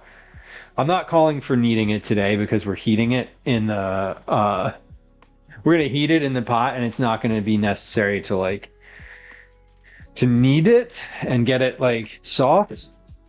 But that is one of the really fun, that is like a fun thing to do with kale. You all know you can do that. You just kind of like knead the kale. Beans. Drain. Reserve liquid. I think I want to just dump these right into the pot. I think I just want to cook these at the same time. Okay. I'm gonna dump these in. Hold on, I'm smelling that. I'm smelling that sourdough. Hold on. Okay, we're almost done. How are we doing here? We're at 4 minutes left. Let me take a look at. Let me take a look at the underside of this. Almost there.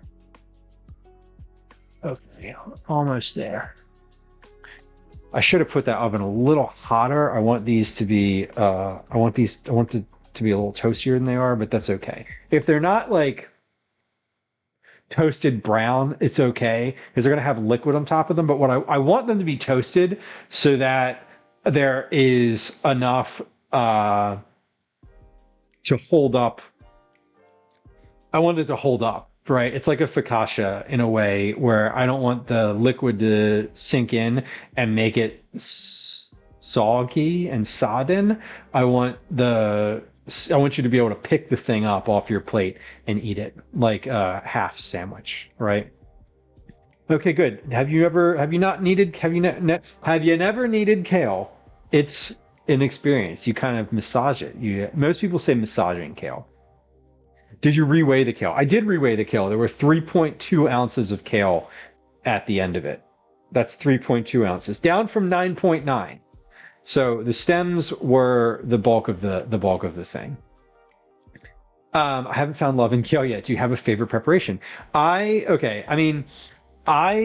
love this. Basically, what I did with this, cutting it into ribbons, but then, just like Jane suggested, kneading it with salt and pepper. Basically, you take salt, pepper, and olive oil, and you kind of like massage it in until the kale gets pretty soft, and then I like putting a whole bunch of Caesar dressing on that.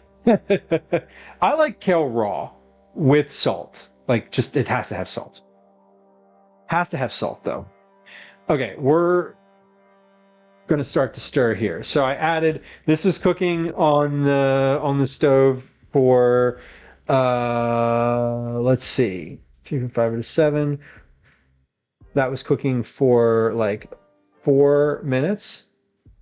Now we add plus beans in pot. Okay. All my shorthand. Dressing does solve everything. I had... Oh, where were we? I went to dinner... Oh, I know where I was. My friend from Toronto was in town this past weekend for a work thing, and he and I went out to dinner on Thursday night last week, and we went to this place called Pizzeria Badia, which, if you've seen me make pizza on stream before, it's the place where the author of that pizza cookbook that I use regularly, it's his pizza shop. So we went there, and I got a salad that had, it was like a winter chicories salad, I think it was called, and the there we go. And it had a ginger sesame seed dressing on it that was so good. Like, so good. And I wrote it down. I took a picture of it. I was like, this is amazing. So dressing does solve everything. Really, it does. That is super true. All right, I've got a pot here now that has beans and tomatoes in it. It's really like not super, there's nothing but a can of drained beans and a complete can of petite diced tomatoes in there. Timer just went off for the sourdough, so I'm going to check that. That's been in there for 24 minutes now. So I think what I would do, let's see. Yeah, this is good. Okay, so this is definitely a little bit more toasty than when it went in. And there's not so much olive oil on the pan here that I can't just take this out of the oven and make these directly on this pan. Because what I want to try to consolidate as much as possible. I have one pan, one pot. Easy. That's it. Okay, so these are out of the oven. That was 24 minutes. 10 plus 12 plus 12. So you flip at 12 and then 24 total. Alrighty.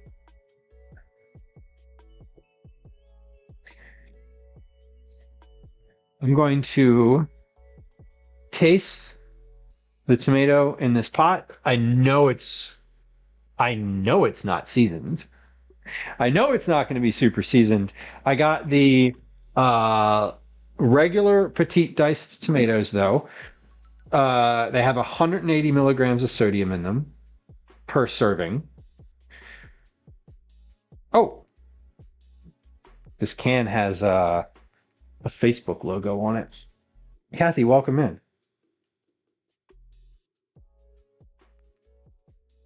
For a long time, I've taken pictures, like years, when a brand has like logos, social media logos somewhere on their label. I take pictures of the label. I always like to look it up because it's,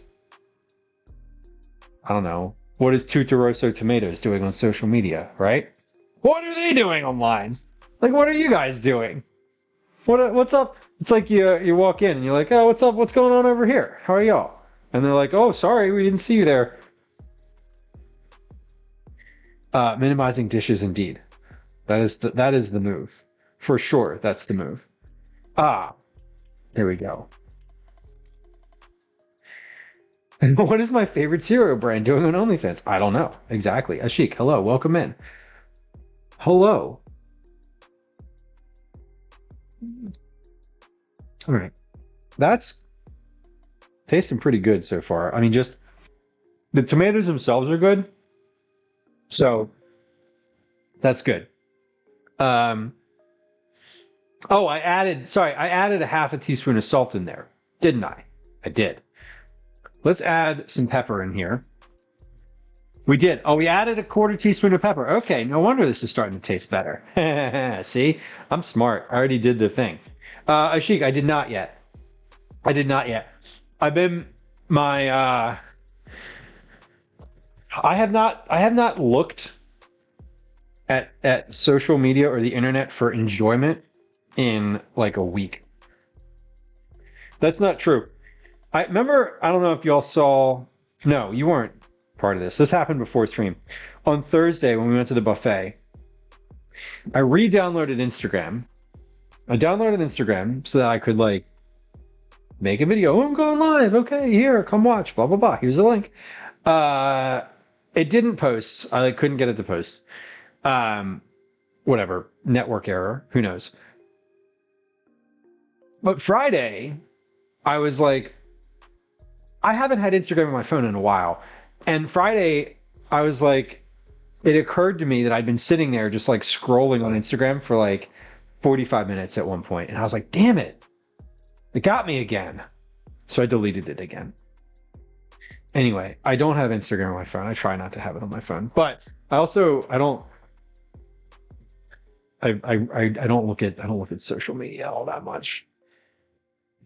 But I promise you I will watch it. Like, I definitely will. 100% will. At some point. I correspond like people did in the old days through writing my correspondence weekly by candlelight. I keep my social on my iPad for that reason. Yeah, I can't. I never had TikTok. I literally never downloaded TikTok because I was like, I can't have this. I don't have the control. I don't want to test my self-control that much having this on my phone. Jane, I have been to King of Prussia. Fun fact about King of Prussia, I went there once accidentally when I was in high school. So I went the wrong way out of Philadelphia. I was supposed to go south. I went north.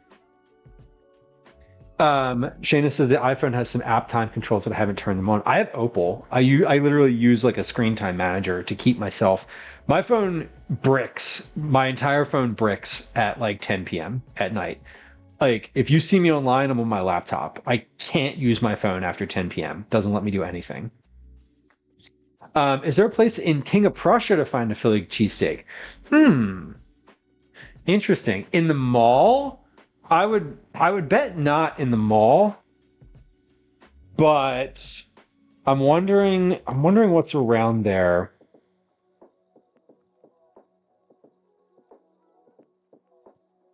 Jane, you know what I would tell you? I would tell you to look up. I don't know. I don't think so. I don't think there's like a go here for like this, top 15 in the region cheesesteak, right? I don't think one of those exists in King of Prussia. I might be wrong. I would tell you that you should look up neighborhood pizza places, like any place that has pizza and hoagies specifically. Look up the word, like use the word hoagie, Hoagie in your search. Those places are going to have a cheesesteak, and I guarantee you it's going to be better than going to any chain restaurant at all. Like literally look up like pizza hoagie delivery locations near me, and the number one, actually no, take the number 2 result. That's going to be like the best cheesesteak that you can get right in that area.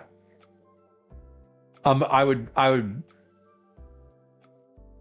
put like a small chunk of my reputation on that, because otherwise cheesesteaks, you're going to be looking in the city. If you're in the city, like you're down in the city or in like Northeast Philadelphia, there's definitely plenty of spots.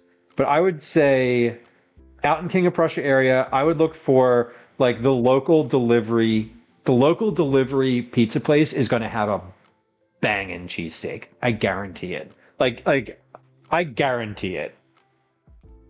Especially because what they're going to do is they're going to make it and then they're going to wrap it in foil and hand it to you. If you don't eat it right there and you let it sit in the foil for a little while, it's going to be so much better. Ava, welcome in. Hello. What's the story behind the name of that place? King of Prussia? I have no idea. No idea at all. They probably wanted it to sound fancy. Do you send carrier pigeons to transport your handwritten wax sealed letters? I do. I do. I'm a bad communicator on the internet. I don't want to be there, generally speaking. Streaming is very different, but generally speaking, I'm good being offline. All right, we're going to let this simmer for another 3 minutes here while I take a quick break. During that break time, I'm going to do file process. I'm going to process the dishes at the sink. We're going to do 3 minutes worth of ads on Twitch, and we're going to run a game of words on stream. Probably going to run 2 games of words on stream. Anyway, we'll be back in just a moment here. When we get back, here's what to expect. I'm going to take this kale, and we're going to pop that into the mix behind me. Then I'm going to get the cheese ready. And we're going to cook this until it's done. I also said that we're going to do banana whip today. I even mentioned it to Calvin. So we're going to do, once this process is finished, which won't take very long, we're going to do some banana whip too. So stick around for that. All right, here comes a game of words on stream. Here comes an ad. It's 3 minutes long. If you're on YouTube Hangout, there's no ads on YouTube. Now, I should also mention, if you don't want ads, you can go subscribe on YouTube. It's a good time to do that right now because we're going to have a 3-minute ad break on Twitch. Okay, we'll be right back. See you in a moment. BRB. Hi. Okay, Welcome bye. to another edition of All right, Commercials let's I put let's manage the dishwasher here. We're gonna file things in the dishwasher.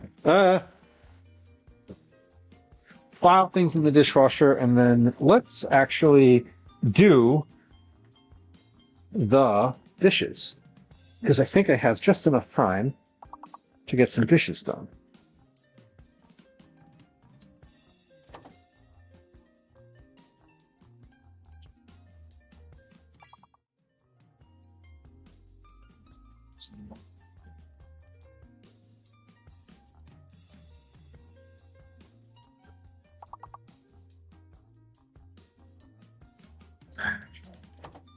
All right. If you're hearing the sound of my voice, thanks for being a subscriber. Or you're on YouTube, or you got lucky and Twitch didn't serve you an ad this time. Lucky you, indeed, if that's the case. Maybe it is. Who knows?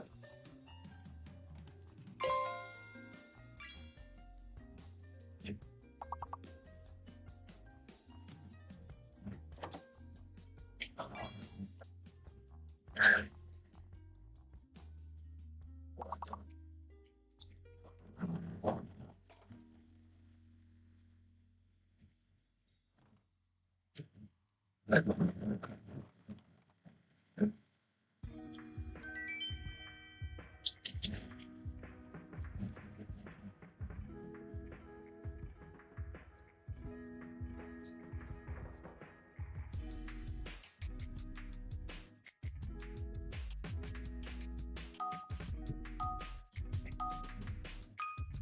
right. So.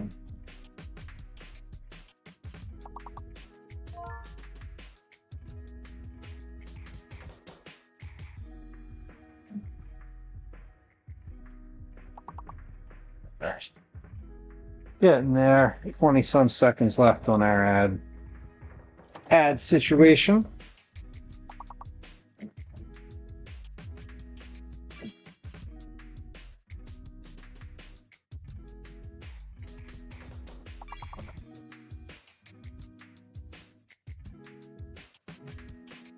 Okay. Yeah.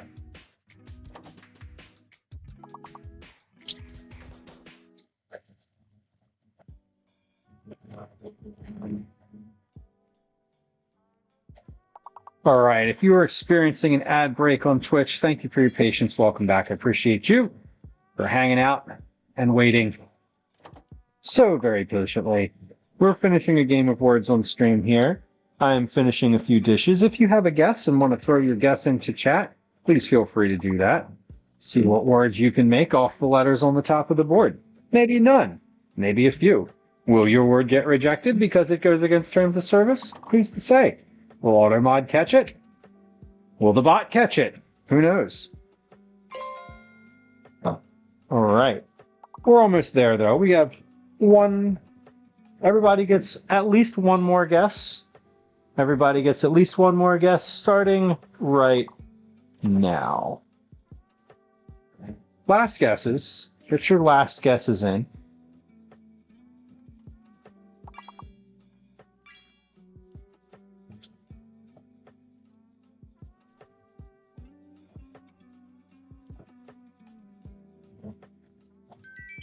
All right.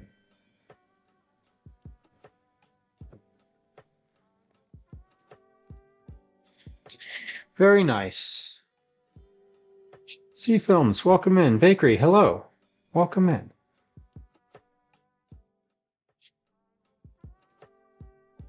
Hello, good afternoon, or good day.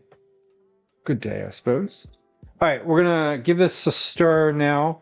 This is thickened up quite a lot from what I had before. I can pass my spoon through it, and it's kind of starting to get a bit of a stew vibe to it, which is great. So I am going to take this off the heat for a second here and stir in these greens. So these are going to wilt down just a little bit as this cooks farther. So what I want to do is just stir these in.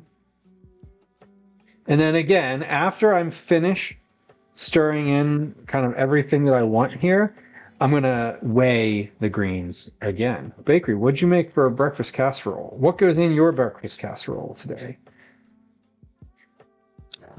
I'm also going to add the reserved bean water here because I'm going to boil this, simmer this on the stove for another like 10 minutes or so. And that is going to help.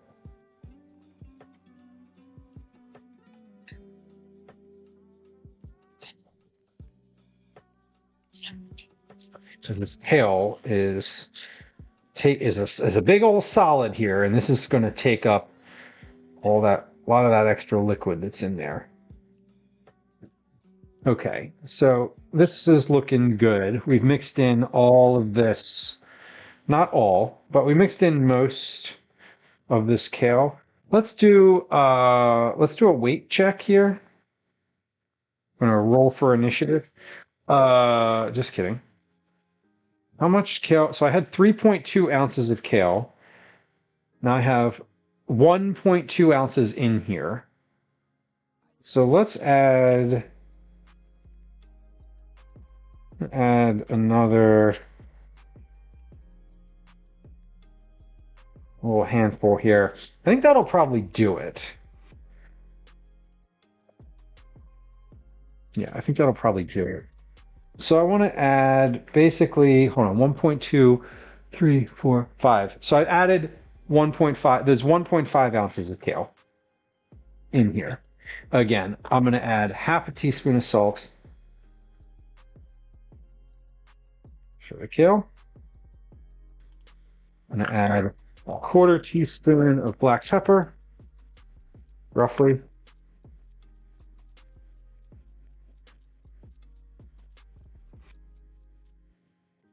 Give this another big stir, and then we'll be back on the stove with you.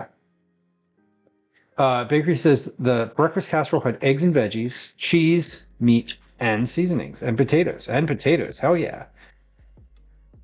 That sounds great.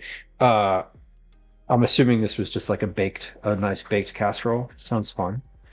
Abo made a birria omelet from leftovers. Leftover birria? Lucky you. John, hello. John says avoid Pats and Ginos like the plague. Yeah. John, I would agree. I would agree with that. For many reasons, the topmost reason is their cheesesteaks aren't good. Like, if you want a good cheesesteak, that's not where you go. That because they're not good, right? I made 3 pounds of birria. How to the yeah? That sounds kind of amazing, and I definitely support that.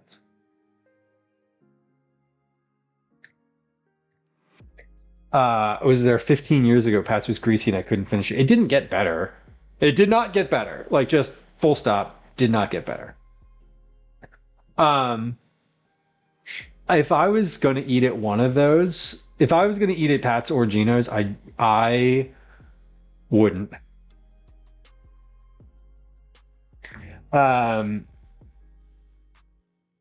Yeah, that's my advice. So this is now coming back up to temp. It's coming back up to temp. I don't know how long this was. This is at 3 right now. So the goal of this, basically, the goal is make this thick enough that when you put it on bread, it won't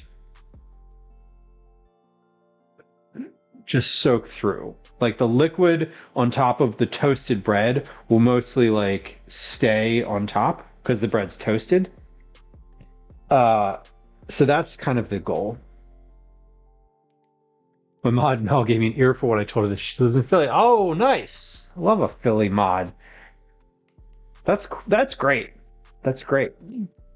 Also, hi, welcome, happy Monday, John. John, I hope your events this week go smoothly. John is hosting a Lunar New Year kind of week-long situation on Twitch with folks cooking or eating, and has put quite a bit of work into it. You should check his channel out for the schedule / the full situation. I'm just gonna try a bite of this. Honestly, that's really good. Like, it's kind of silly. This meal, this like thing that I just made kind of randomly. I made it. I think I actually made it on stream. I think this is one of those things that I just made up on stream. I may not have. It also feels like the type of thing that I would have just made in like a Friday night when I was like just going through the cabinet and I'm like, oh shit, I got this leftover kale. What am I gonna do with that?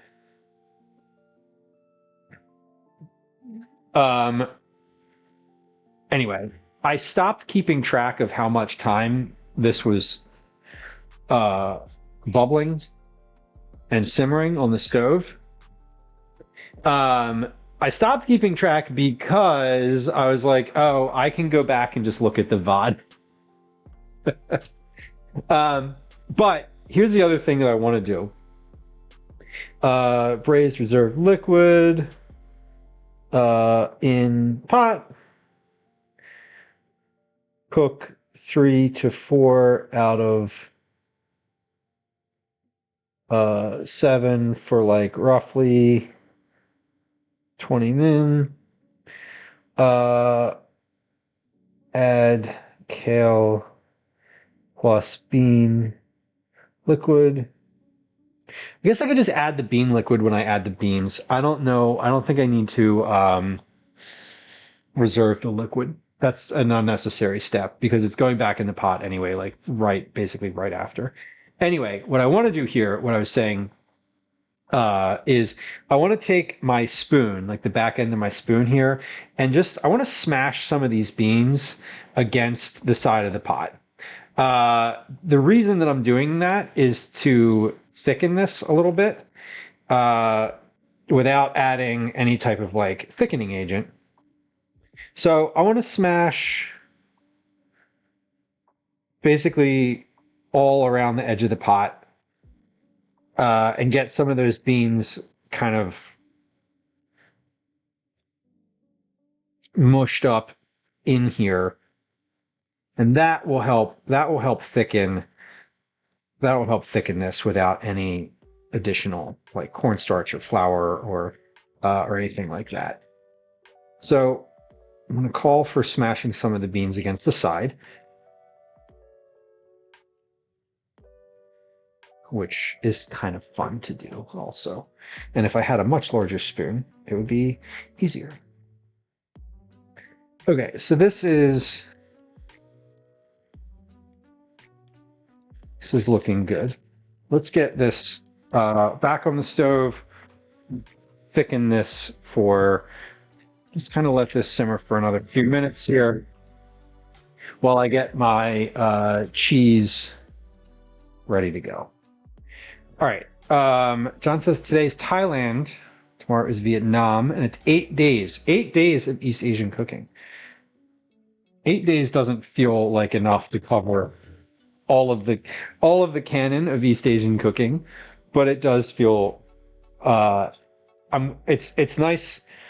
It's nice that I like the way that you set it up, John, with all the different, like, kind of the variety, and sort of allowing people to say what they wanted to do and then slotting them in where it made sense. All right, this is back. I have my topping on the stove. My bread is here, ready to go. I have a little bit of leftover kale. I'm just going to add this to container. Could I put the rest of that in there? No, I don't want to put the rest of that in there. That would be too much. That'd be too much kale.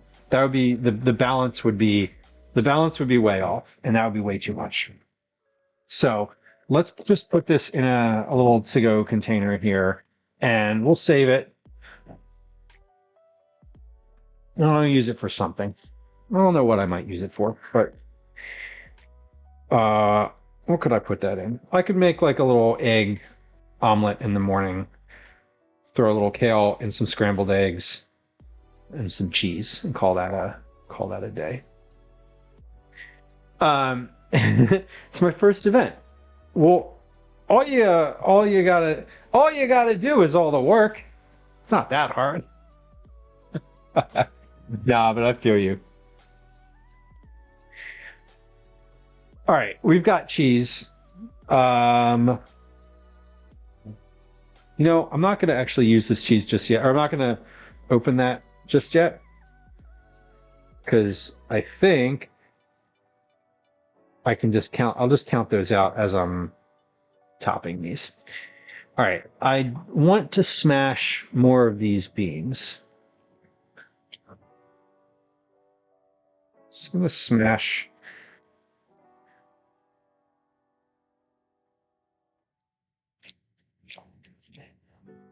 And this is a step that I will call for, but not mandate. Because this step I'm doing because I have some liquid. There's like liquid in here. and it didn't completely simmer off. But depending on how much liquid comes along with your tomatoes and your beans, you may not have as much liquid in your pot. So giving people sort of an option like, hey, this looks really liquidy. Should I just cook it for longer? No, not really. Just stir the beans. Break the beans up and stir them in, and it'll thicken on its own, which it is. All right. So the next step, what we're doing with this, is we're taking these and we're topping them with Gouda cheese. Or not topping them with Gouda cheese. So we're taking this tray. I'm going to take these off of here. I made them, but they're not going to get used to that. Where's my pen? Okay, add kale, bean liquid, cook, smash beans on side of pot. Okay, these are going to cook just another few moments here. And so my bread looks good. It's toasted nicely, kind of yellow. The bottom side is a little bit toastier than the top. Just okay, doesn't really make a difference. So I'm just going to put these out. There we go. Kind of equidistant from each other on the tray.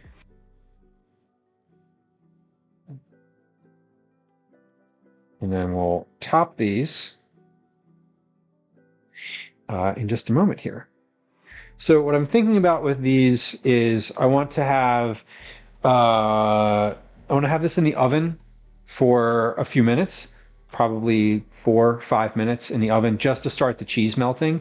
And then we're going to put it under the broiler and melt the cheese from the top with a nice brown, so it's like brown and bubbly. So that's the goal. I'm just going to pop it in the oven while the oven's on, though, for a few moments, so that it gets melted first. Okay, so this is thick, right? This is my mix here.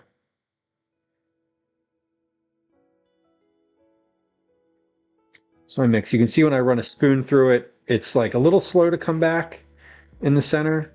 So I'm looking at this kind of like a toffee or like a candy or something where, you know, the liquid is thick, but as it cools down, it'll thicken up basically immediately.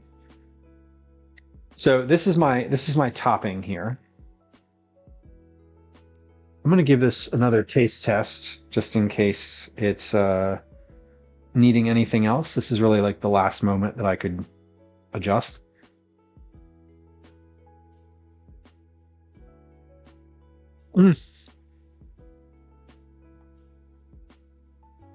Okay, that's really good.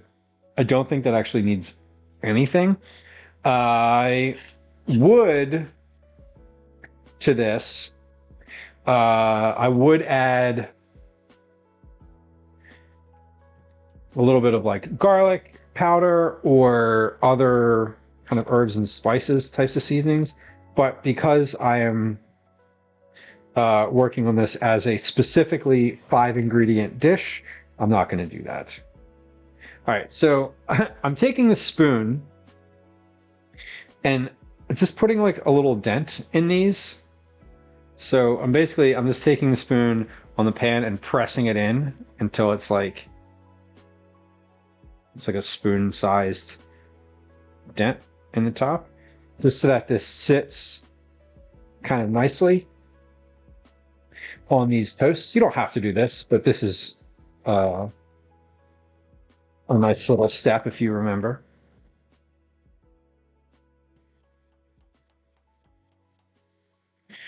Okay, I'm going to top these.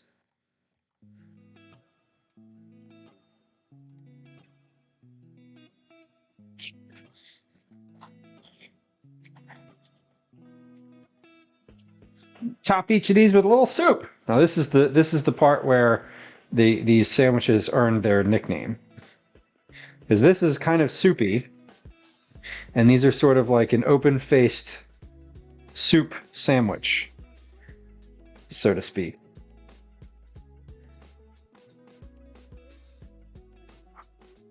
Just kind of spread this out maybe a little bit.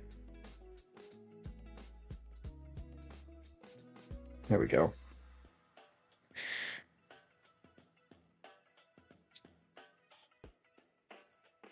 Simple says, this afternoon I put cheese and diced dill pickles in a muffin pan, baked until the cheese was crispy around the edge, and it was definitely my new favorite snack.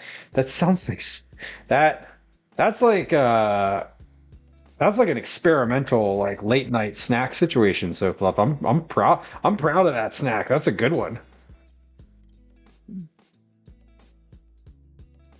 In a pickles and cheese in a muffin tin. That's like kind of amazing.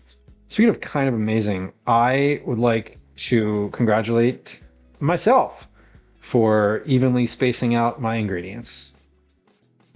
Okay, so these are topped.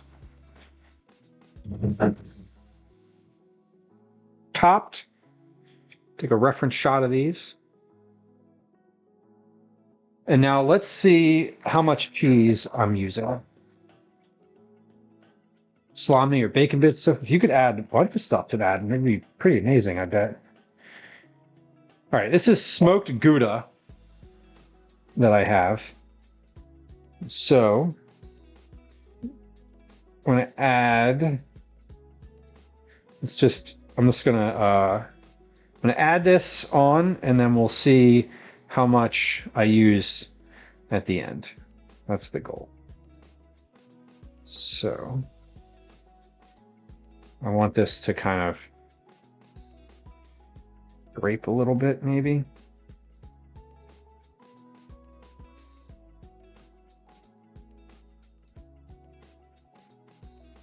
Trinrilla says, I used to make tostadas by putting cheese down on my griddle in a circle and letting it get crispy and putting down the toppings. That is, that sounds great.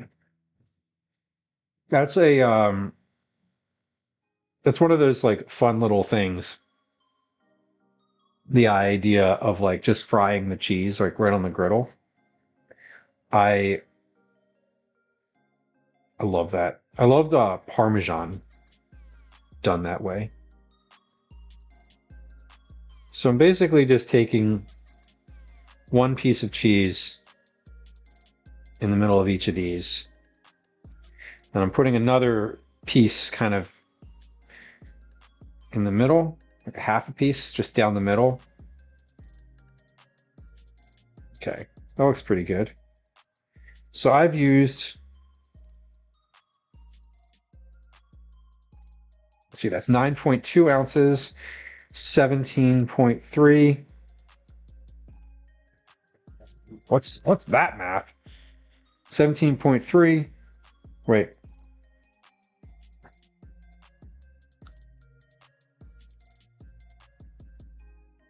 Eight ounces. Oh, perfect. Okay, so cheese, 8 ounces, or 1, 2, 3, 4, 5, 6, 7, 8, 9, 10, 11, 12. 12 slices of cheese, roughly. All right, now we'll put this in the oven at 400 degrees for 5 minutes. Reference shot. I'm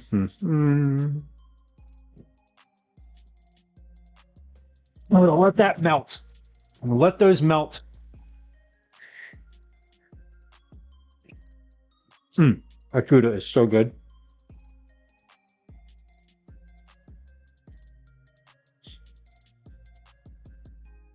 I wanted to keep this under 10 slices, because 10 slices is what usually comes in those pre-sliced packs of cheese. So the goal is, partially for this meal, I want you to be able to have like bread and kale, a can of beans, a can of tomatoes, and a package of pre-sliced cheese, and that's it. Like, those are the things that you're picking up at the store. Just that. Nothing else. All right. Speaking of cans, let's put these back in the cabinet.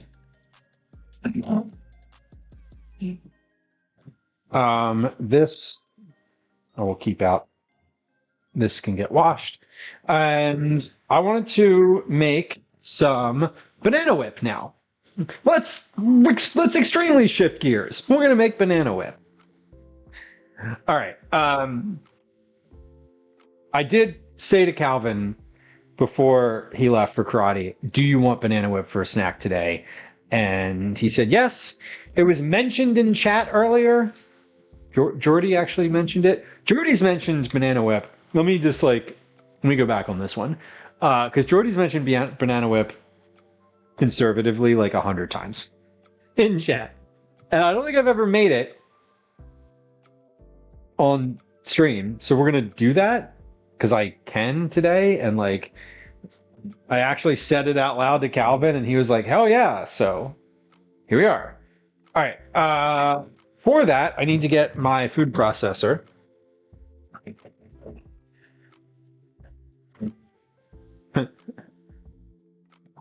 And a bunch of bananas. Not a bunch of bananas. I have several frozen bananas in there that I'm going to use for this purpose. So, let me find... How do I plug this thing? There we go. Okay. Got it. All right, banana whip. This is super easy. Are you ready? We take bananas, frozen, rotten old bananas. Better if you have rotten ones, trust.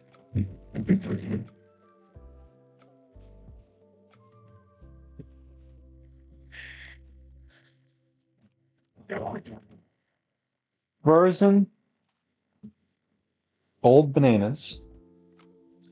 Into this, I'm going to use a little bit of half and half. No, I have whipping cream up here, don't I? I do. Okay, I'm going to use a little bit of heavy whipping cream. I meant to put a timer on those things in the oven. I totally did not do that. Let's set a timer for 3 minutes because that's probably about where they're at. Yeah, those are looking good. Here's what I'm gonna do. I'm gonna put these bananas in here. No. Yes. Train of thought. Also yes. So these are literally just frozen solid old bananas from the counter. They were going bad. Some of them were rotten. And I froze them on a sheet pan and put them in this bag. And that's where they are now. I think that these need to go onto broil. Okay, so that was like 2 minutes, right, in the oven. So let's turn these up to broil.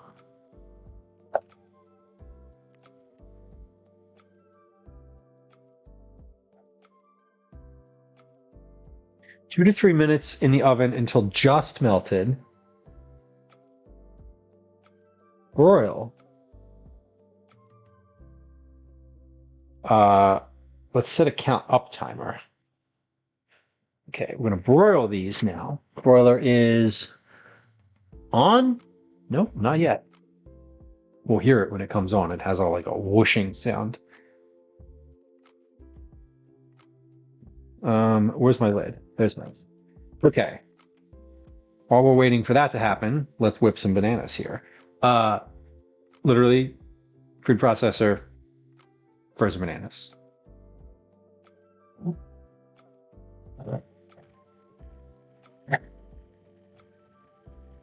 Dust. Go.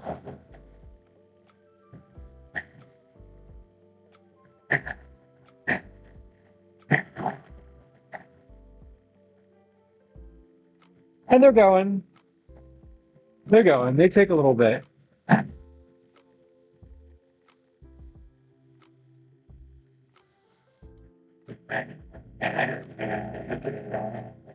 This is stalls here. Okay, hold on.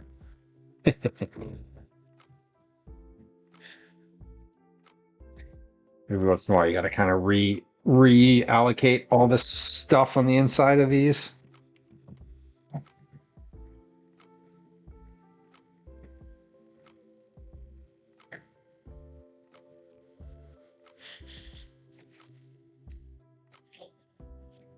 It takes a little bit because they get frozen. They're frozen, and then like once they get stuck somewhere, they won't settle. So after the bananas they're finished their initial like bounce around, you get to this point where you have to keep like hitting them with a spatula so that they settle and kind of continue to mix. I'm going to add a little bit of heavy whipping cream to this in just a moment, and that'll also help. Okay, broiling. Broiler is on. Okay, these are looking good. They're not quite there yet, but they're looking good.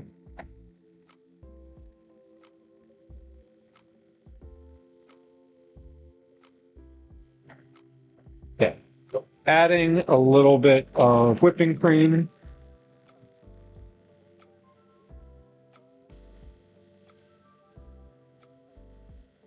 Which usually helps to loosen things up after a moment here.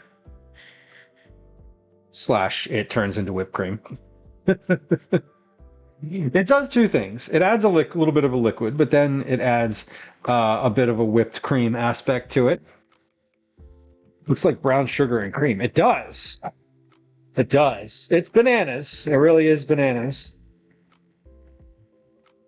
I don't usually add any additional sugar or anything to this. I just kind of let it as it is. The bananas are pretty sweet on their own.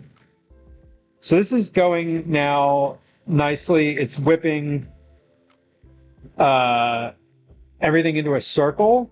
And so eventually, much like an ice cream maker, it will have shredded all the bananas that are in there.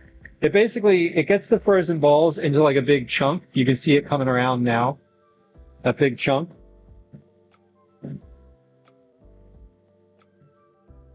It eventually will work its way into being smooth like everything else. These were overripe bananas so far. These are frozen bananas. Frozen bananas. Yeah, and basically, let me turn this off. So here's where we're at right now. I'll show you. We have all this like smooth whip, right? And then there's this ball here. This is like all the frozen banana pieces still there.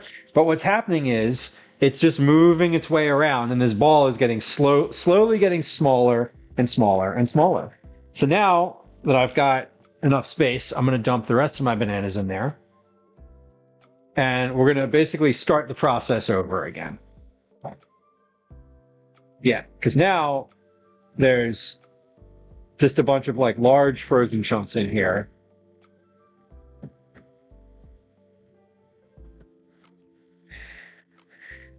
Yeah, and eventually they all break down and turn into fluff. Perfect. These are done. Yes, that is perfect. Okay. Wow, these are hot. The sheet pan is hot as hell.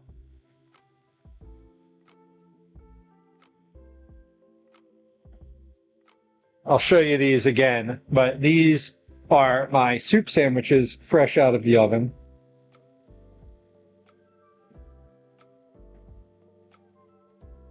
We'll let those cool off on the counter for a moment while we're finishing with this.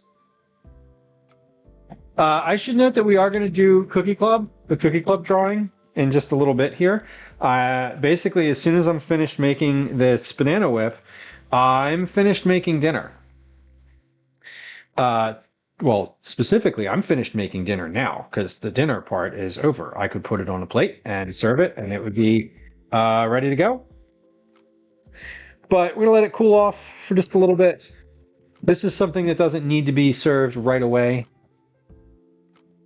It's something that can be left over too.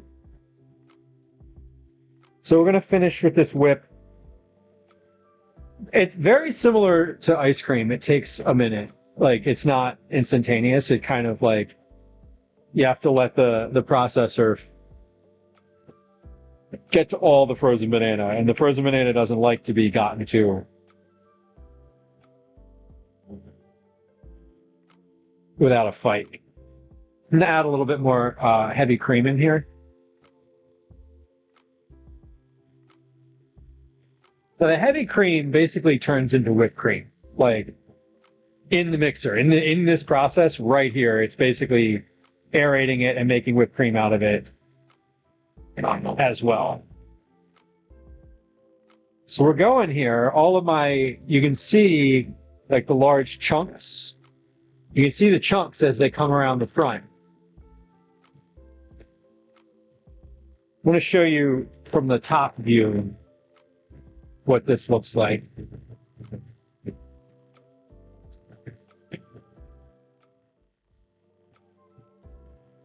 So you can see inside the food processor, I have these two kind of like orbits going on. These big pieces are ice chunk, or carrot, not carrot, banana. They're solid, like, this is like a solid piece of banana, like frozen banana. And so every little so often here, as you're going along, you got to kind of get in and break the thing up so that it circulates and doesn't just rotate around the top like some big frozen banana chunk, which it is.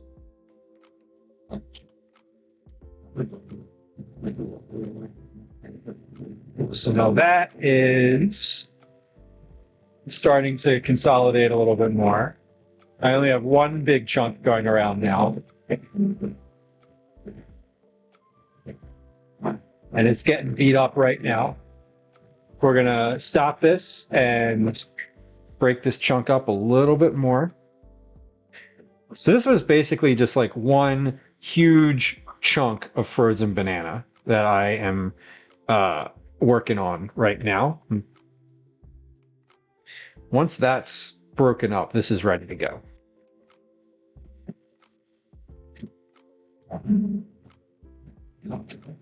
You can hear it. The thing with this is you can hear when it's ready. Like, you can see it because the chunk will be gone. But like, you can hear it hitting that chunk. You can hear the blades chunk, chunk, chunk, chunk, chunk, hitting the thing, and you see it's getting smaller and smaller. See how fast it's going around now? That means that the actual ball is getting smoother. Pineapple version of this would be very good so fluff. I bet it would be more like a sorbet. I bet it would have like a lot of sorbet type of energy to it. I love adding different fruits to this one. Like, I love making a banana base and then adding like strawberries to this. So you can just use whatever other frozen fruit is around for this particular endeavor. Like, I've got some frozen fruit in the right now. I could just pop that in there and make it, you know, a different type of flavor. All right, this looks good. I still have a little chunk in here. I can hear it, but I feel like it's the rest of it is good. You see how you can still see sort of like a thing coming around and around and around? That's how you know there's still a chunk. Otherwise, it will literally look smooth. Jay Burner, welcome in. Hello. Howdy, howdy. All right, this looks great now. We're good.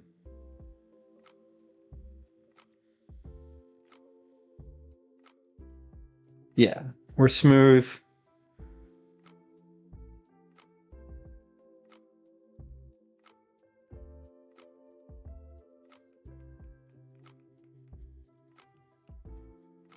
Give that a taste test. Mmm. Fuck, that is so good. Oh my god, that is so good.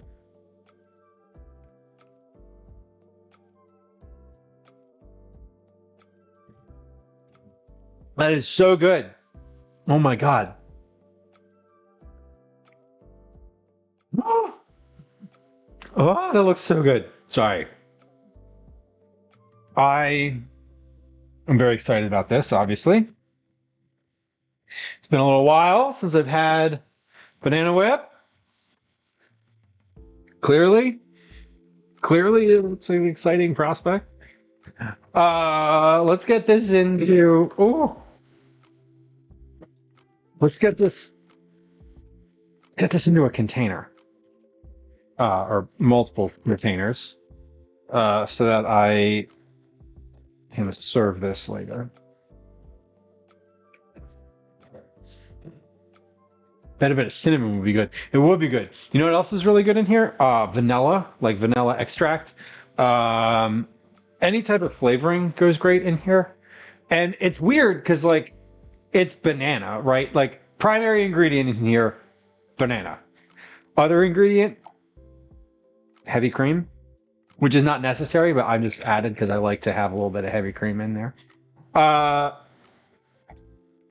And that's it. I mean, there's only banana in here. And this is a soft ice cream consistency, I would say. Now, this does not keep. It keeps in the freezer, right? But it doesn't keep the same consistency, unfortunately. You will lose consistency as you freeze this. So this is one of those things that's best eaten the day that you make it. It will keep. You just need to warm it up or let it come up to like a room temperature a little bit before serving. Not room temperature. You need to let it warm up just a little bit from the freezer so that it's soft and not like totally frozen. That's the move. Okay. Dinner's ready. Damn it, what? Chess? Like playing chess on your iPad? No. Well, I mean, did you talk about anything? Okay, if you want to play a game of chess on your iPad, you can play one game while I wrap up. I still have to do the cookie club drawing, so you have a minute, okay? Yeah, dinner is ready, though. Like, it's ready. And I did make banana whip.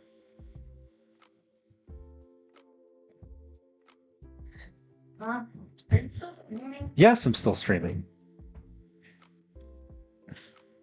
Why? Okay. So what did you make longer? She's so beautiful. All right. Banana whip is good, and I'm just gonna put this in a little bit of. Put this in the freezer. I just said it. You got to take it out of the freezer for a little bit before you serve it, but it's not going to be in here for long enough to freeze it. So the freezer's the right move. Okay. Let's change focus here. We're gonna do. Let me take a picture of these. Actually, yeah. Let's do the cookie club drawing. Then we'll finish up stream. Hand towel. There we go. Jay, thank you. Yeah, all the vegetables and herbs. Herbs. as well.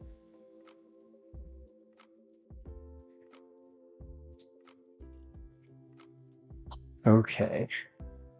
Actually, no. I'm going to do the picture. I'm going to do the picture and taste test for these soup sandwiches first. Okay? Then we'll do the drawing. Then we'll do the drawing.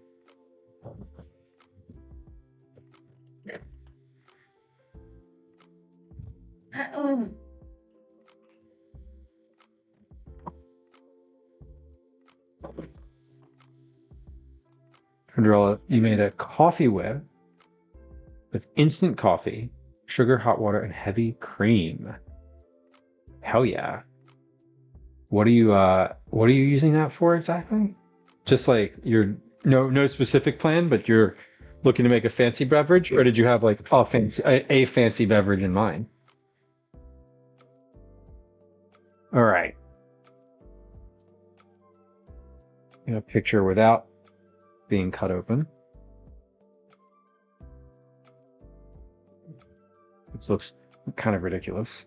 All right, so this is what it is before being sliced open.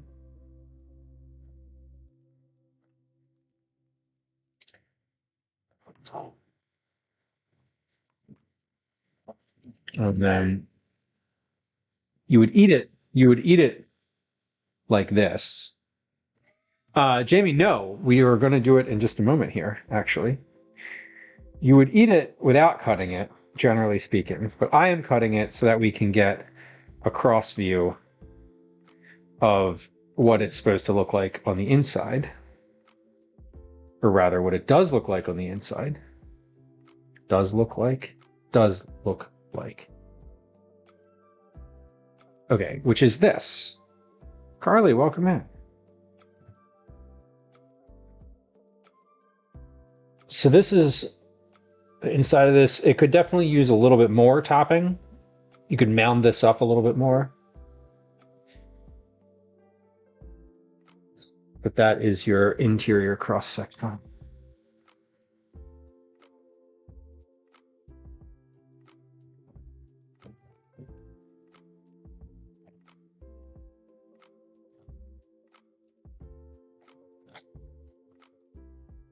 That's pretty good. That's basically how I remember. You ever be like, that's really not that good, though. Yeah. Gwen asked me if I've ever been like, that's not that good. I have. Yeah, sometimes I'll be like, it's not really what I was expecting, or often when I don't like something that I try on stream, it's because I didn't season it enough and it's just bland. And I'll like take a bite and I'll be like, damn, I can't go back and do that again. Like you can't go back and re-season the inside of this. Maybe go. What? I don't really need to. This is just like a open faced sandwich. The cheese kind of keeps all the fillings on the top. Like that's what I like about this. Like the fact that the cheese comes over the edge like that. And it keeps everything sealed in. Lisa, hello. Lisa, thank you for the sandwich emote.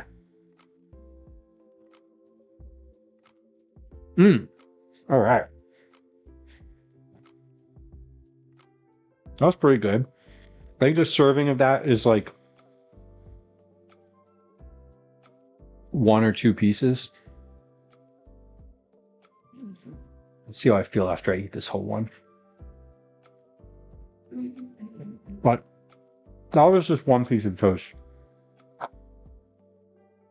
Cut it in half. Yeah. Good. Here's your interior.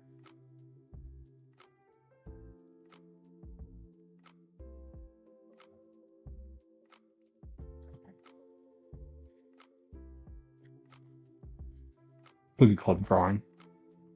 Let's do it. I'll eat now. No, just wait a second. He'll be down in a minute.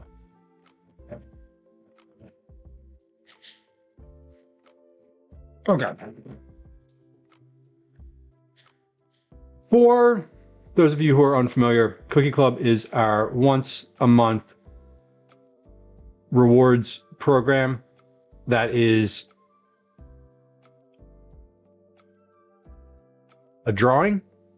You can earn entries into Cookie Club all month, throughout the month, by doing a bunch of different things. Those include subscribing to the channel, gifting a sub, gifting bits, donating.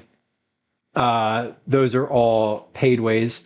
If you're a tier 3 sub, you get cookies for free every month. The other ways that you can enter are checking in. There's channel point redemptions. You can create every clip you create.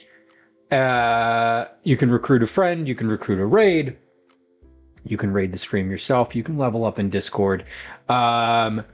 Also, if you buy merch, if you buy any type of merch, every $5 you spend in the merch shop is an entry into Cookie Club as well. So that said, what do you get if you get a bunch of entries and I pull your name out of this bowl with all of last month's entries in it? You get one of a few things. You get to pick. You get to pick. Lisa, that is a Cookie Club entry. Thank you. I appreciate you. I appreciate you. And that's all. That's as easy as it is, right there.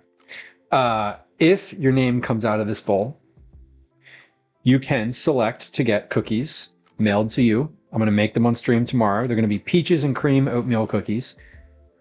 I will mail them out to anybody who is in this bowl, whose name comes out, and I DM on Discord and you say, yep, I would like some cookies. If you don't want cookies and you don't want to give your address or whatever, that's fine too. You can get a gift sub to the channel, or you can get a $5 gift certificate to the merch shop. So here's how we do it. Here's how we do it. Jay, that is correct. You did win last month, and I owe you a subscription. Based on that, I could not gift you a sub last month because you were still a subscriber. But I should be able to do that. I should actually be able to do that from the dashboard here. I don't know why I can't. Where is it? I literally have your name written down on a piece of paper next to my computer. That says that I should gift you a sub. So there you go. There you go. It's that easy. Now I'm gonna cross your name off of the list. Okay. Here's what we're doing. We're gonna draw 10 names out of this bowl. At the end of drawing 10 names, I will draw one additional name until the person whose name I pull out is someone who is here with us in chat on stream. Clear? Cool. All right. Here we go. This is this month's Cookie Club drawing. First name. For a point redeem. Just Jamie. Just Jamie redeemed a point. I should also note that this is a multiplier entry. So Jamie, because you are a tier 2 sub, you get double the entries. Your entries get doubled. All tier 2 subs get their entries doubled. Tier 3 gets cookies no matter what, so they don't need their entries doubled. But anyway, this is a doubled. This is one of the ones that was one of the entries I doubled. So, just Jamie. Number 1. Number 2, for creating a clip, Shayna 208 for creating clips. Multiple clips. Shayna created multiple clips.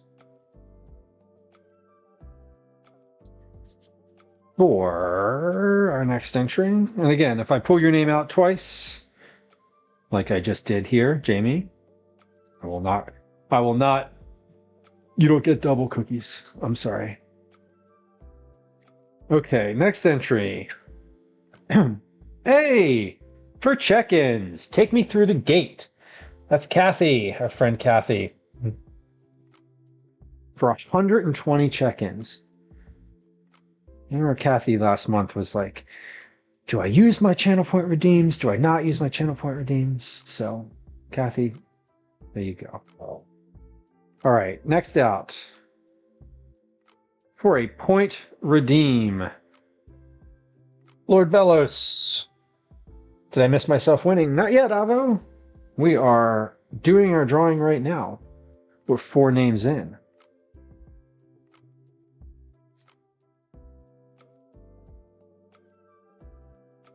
Nope. For a point redeem.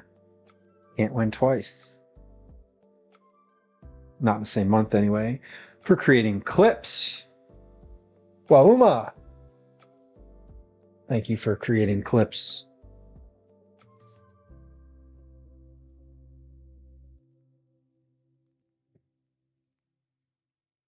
For being a sub. Mushroom 3D.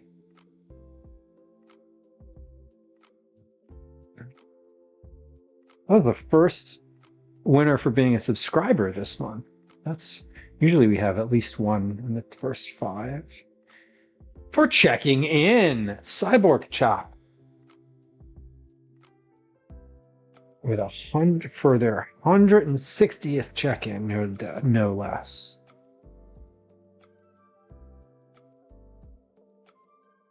Three more. And then we pick one until we pick one until there's a winner. Anytime I pull a name out of the bowl that has already been pulled, I'm just putting it to the side. Jamie had a lot of entries this month. Jamie, you had quite a few. For rating the stream, our friend Joystick Nick. Joystick Nick, one of our favorite Philly fan streamers. Did I? You did. You did. I forget why. There was some reason. Oh, you gifted some subs too. You gifted some subs and you had some other ones. There was some other reasons. They're all cut up now. Otherwise, I could just look at them. For a point redeem, mottled. Whoop. Mottled. All right, last one, and then we do present to win. Last one. For being a subscriber, Mystery Mayhem.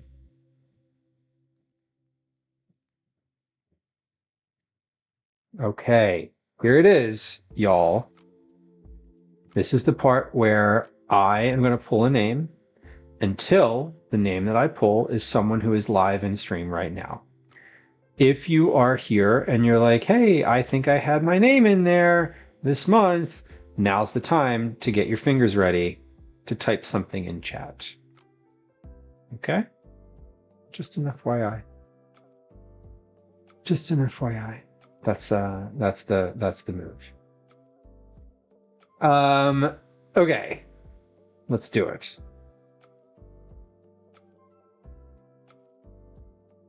Present to win. Get ready to type in chat if you're here. Filegeist. Filegeist for being a subscriber. Filegeist, are you around?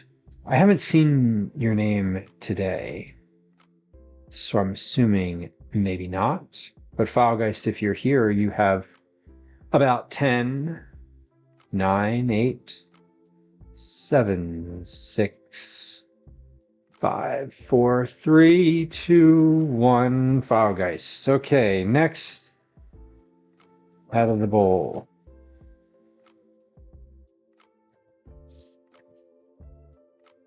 Next out of the bowl. For being a subscriber, major consequences. Major consequences. Major consequences. Are you available? Major consequences. We have 5, 4. Oh, that was a lot of music. 3, 2, 1. Major consequences. Crawdalt. Crawdalt, are you here? Crawdalt, are you here? Your name just came out of the bowl. Let me know if you are here. And you've got about 10 more seconds for that. 10, 9, 8, 7, 6, 5, 4, 3, 2, 1. Crawdalt. Better luck next month. Okay, next out of the bowl. Oh, can't have that one because they already won. Yeah, see, this is the good part. Already won. So the folks that have lots of entries, this is where those entries start coming out. Lardee, Laurdee, for being a subscriber. Are you in chat? I don't think so. I'm pretty sure not. But maybe. Lardee, are you in chat? I don't think so. All right. Let's move along. Next name. The Angry Rook. The Angry Rook. Angry Rook, are you in chat today? Here. For a point redeem. Point redeem? Yup, is your name. Straight out of the bowl. Look at that. Look at that. Good stuff this month, y'all. And we have at least 1, 2, 3, 4, 5, 6 people this month that have never received cookies before or received any type of prize. So that's cool. That's really cool. I'm excited for that. I love the fact that every month that we've done this, every single month we've done this, there's been a new winner. Like there's been someone who's never won before who gets cookies. So that's super fun.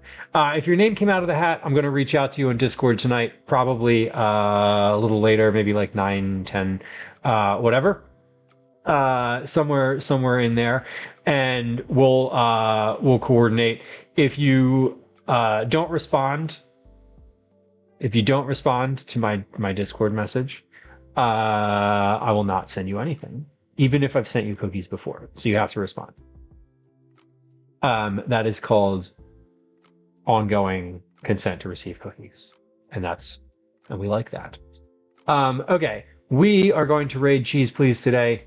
Cheese Please is a fellow food and drink streamer, fellow Philly fam. We love Cheese Please. John's a good guy. We're going to go over there. He's making empanadas today. It looks like he's working hard.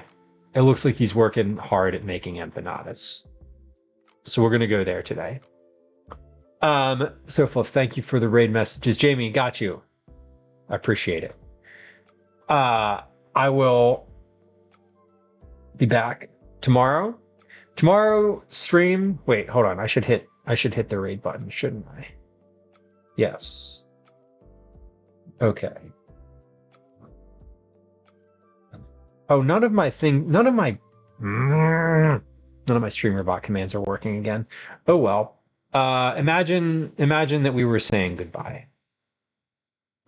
Thanks for hanging out today, y'all. We'll be back again tomorrow. Tomorrow we're going to do a cookie stream. So we're going to be making cookies. I'm probably going to start at noon, and we'll be doing that until they're done. Cookies this month are going to be peaches and cream oatmeal cookies. They're pretty straightforward. We'll be doing that on Tuesday. On Wednesday, we'll be making a cheesesteak. We'll be making cheesesteaks for dinner. And then on Thursday, we're going to do another IRL. I don't know what we're doing on Thursday, but we're going to do something. I don't know what it's going to be. It's also supposed to rain on Thursday, so it might be inside. Anyway, regardless, thanks for hanging out this afternoon / evening. Auf Wiedersehen. I appreciate y'all. And if I don't see you tomorrow, I'm sure I'll see you in chat somewhere. All right, y'all. Have a good one.